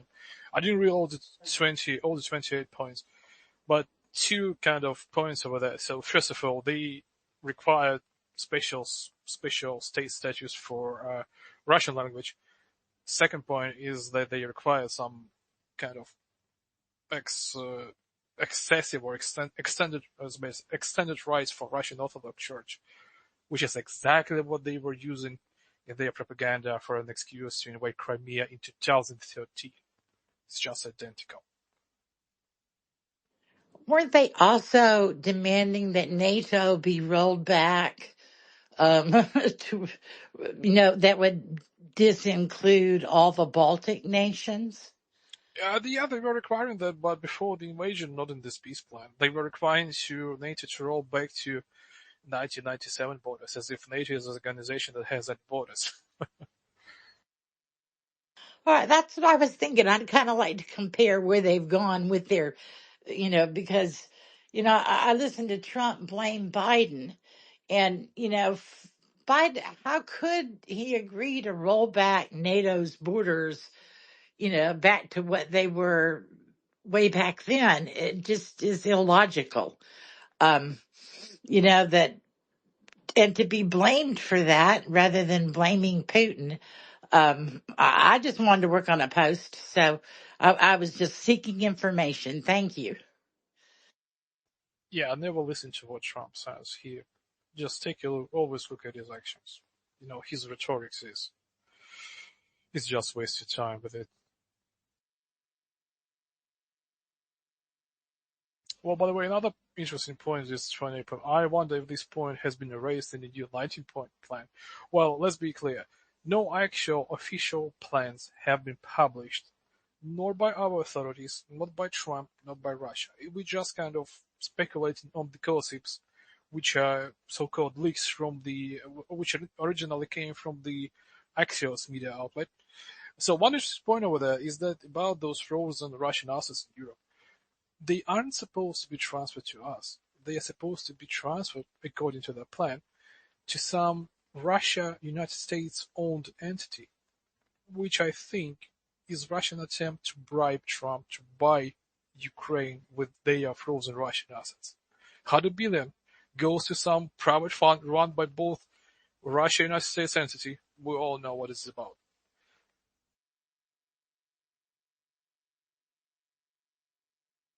Yep. Skykers. Corruption, right? Yeah. Okay. So I did not explain the fellas to my 90-year-old aunt yesterday. It was Thanksgiving here, and I think we talked for about an hour, and probably about 20 minutes of that hour went to discussion of Ukraine. And there were bits that I imparted to her, information she didn't know, that Russia has been attempting to genocide and plunder Ukraine for hundreds of years, and just every. So I was able to put it in a nutshell, considering that I've been in this community of spaces for 3.5 years, and this is what got me into spaces. And it was basically the last, I guess, big issue that my mother and I shared. My mom was very, very concerned about Ukraine and very, uh, and she passed away 3 years ago, a little over 3 years ago. So, um, the full-scale invasion was only a few months old when she passed. And my aunt is 90 years old, and yet she does try to stay informed. She tries to understand what's going on. We had a little bit of, American politics. We're in two different states here in the United States. And I just felt that I had to tell her at least that, and she did agree that Ukraine must win. And she was understanding that and adamant about it. So, it's it's not all of the Southern. She's a Southern Democrat, and she, is 90 years old. So, she said she has to keep a lot of her opinions to herself because of the state she lives in is very, very red. Lots of MAGA um, politicians and citizens. So she doesn't talk to that many people until she finds out that, okay, I can actually have an intelligent conversation with that person. So it was good to give her some realistic talking points so that when she is able to have a conversation about Ukraine, she at least has some little nuggets of wisdom about the situation, about the history. And a lot of us have been in, oh, countless, countless spaces discussing not just the culture and the food and everything. We actually have been, uh, I think, well, you know, it's not that we are in school studying this. It is that we are regularly in these discussions that we have with Ukrainians and with professors, historians, etc., who are working every day on promoting Ukraine's victory. And so we all do what we can. And I just thought I'd place that there because if you can talk to your family members and your neighbors about this, I think the thing that some of us run into is some of the pacifists, and I'm a reformed flower child, reformed flower child. Um, we were called hippies in the 70s, and I was very young, but I was all in that. But I've become more hawkish because of this particular invasion of that Russia has is it. Oh, I'm sorry. It's just it gets a little emotional, and I get a little tongue tied.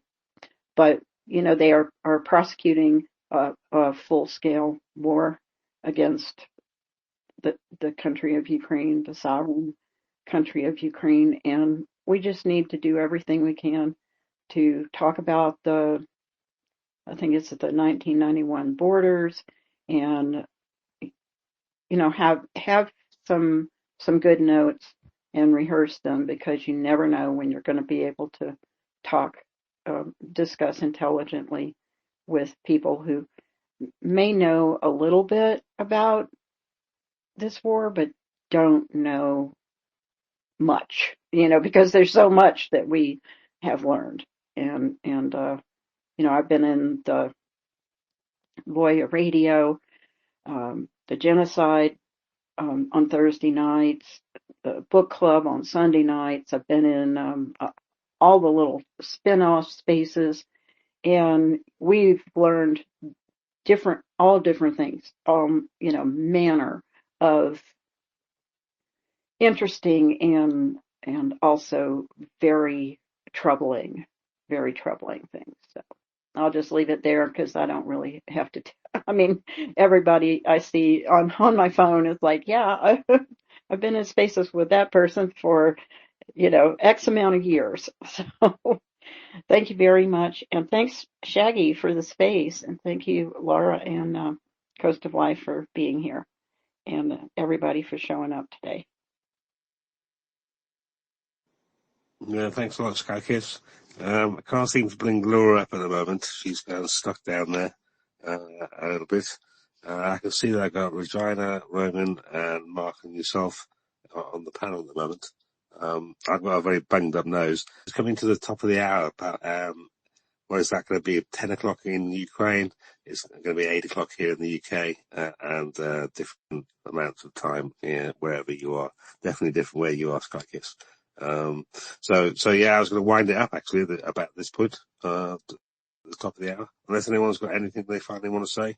I mean, from my point of view, definitely if you can, go to Coast of Life, operation in Odesa, do it. If you can't go but you can donate, definitely do that as well. And if you can't donate, then at least retweet their tweets, asking for donations and spreading what they do. And yeah, if you happen to go to Coast of Life in Odesa, do what Marv did before and come up and speak about it. Hopefully you'll speak to Marv again about it.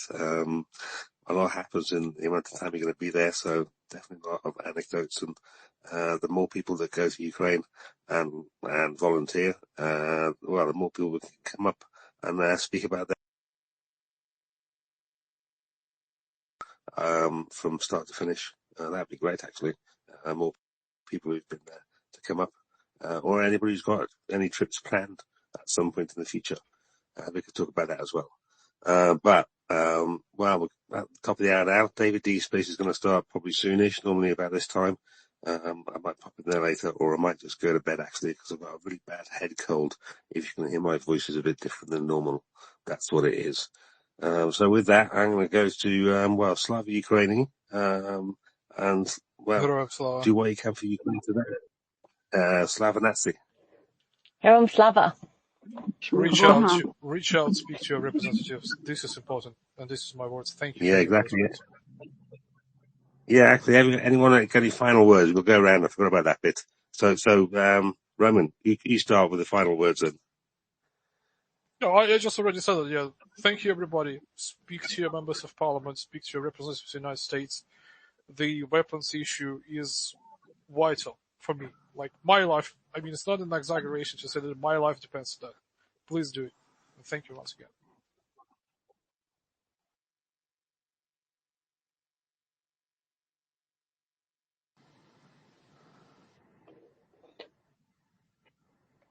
Thank you. Can you guys hear me? And I can hear you now, Laura. There you are. Oh, thank you. Yeah, that was a mess. Thank you. I could hear a lot of what you guys were saying. That was my goal, to try to hear what you were saying. Thank you so much, everyone, for joining and contributing. I can't emphasize more. I think this kind of creates a community, and to me, there's something kind of ineffable about community, but particularly to hear people's needs, to hear what's going on in Ukraine through Marv, through Coast of Life, through Roman, and hear people ideas like Mark, through your relatives too. And Regina, thank you. I missed what you said, and I loved Don Bacon retweeted one of Regina's quotes. I was so excited because she just has a magnificent way with words. I would highly recommend following everyone here. And Regina, thank you so much for everything you're doing. And Skykiss, I love what you said. Everyone's contributions, I think, and it helps to talk about too. But again, yeah, thank you for everyone, and thank you for your kindness to me. It really is beyond words. It really makes me feel like more of that I'm in a community, and that I think that makes a big difference. But yeah, I'm sure I've forgotten things. I haven't been getting a lot of sleep, and so I apologize if I'm in that space. I've been trying to push for Ukraine and push for contacting leaders and making sure they know what we believe.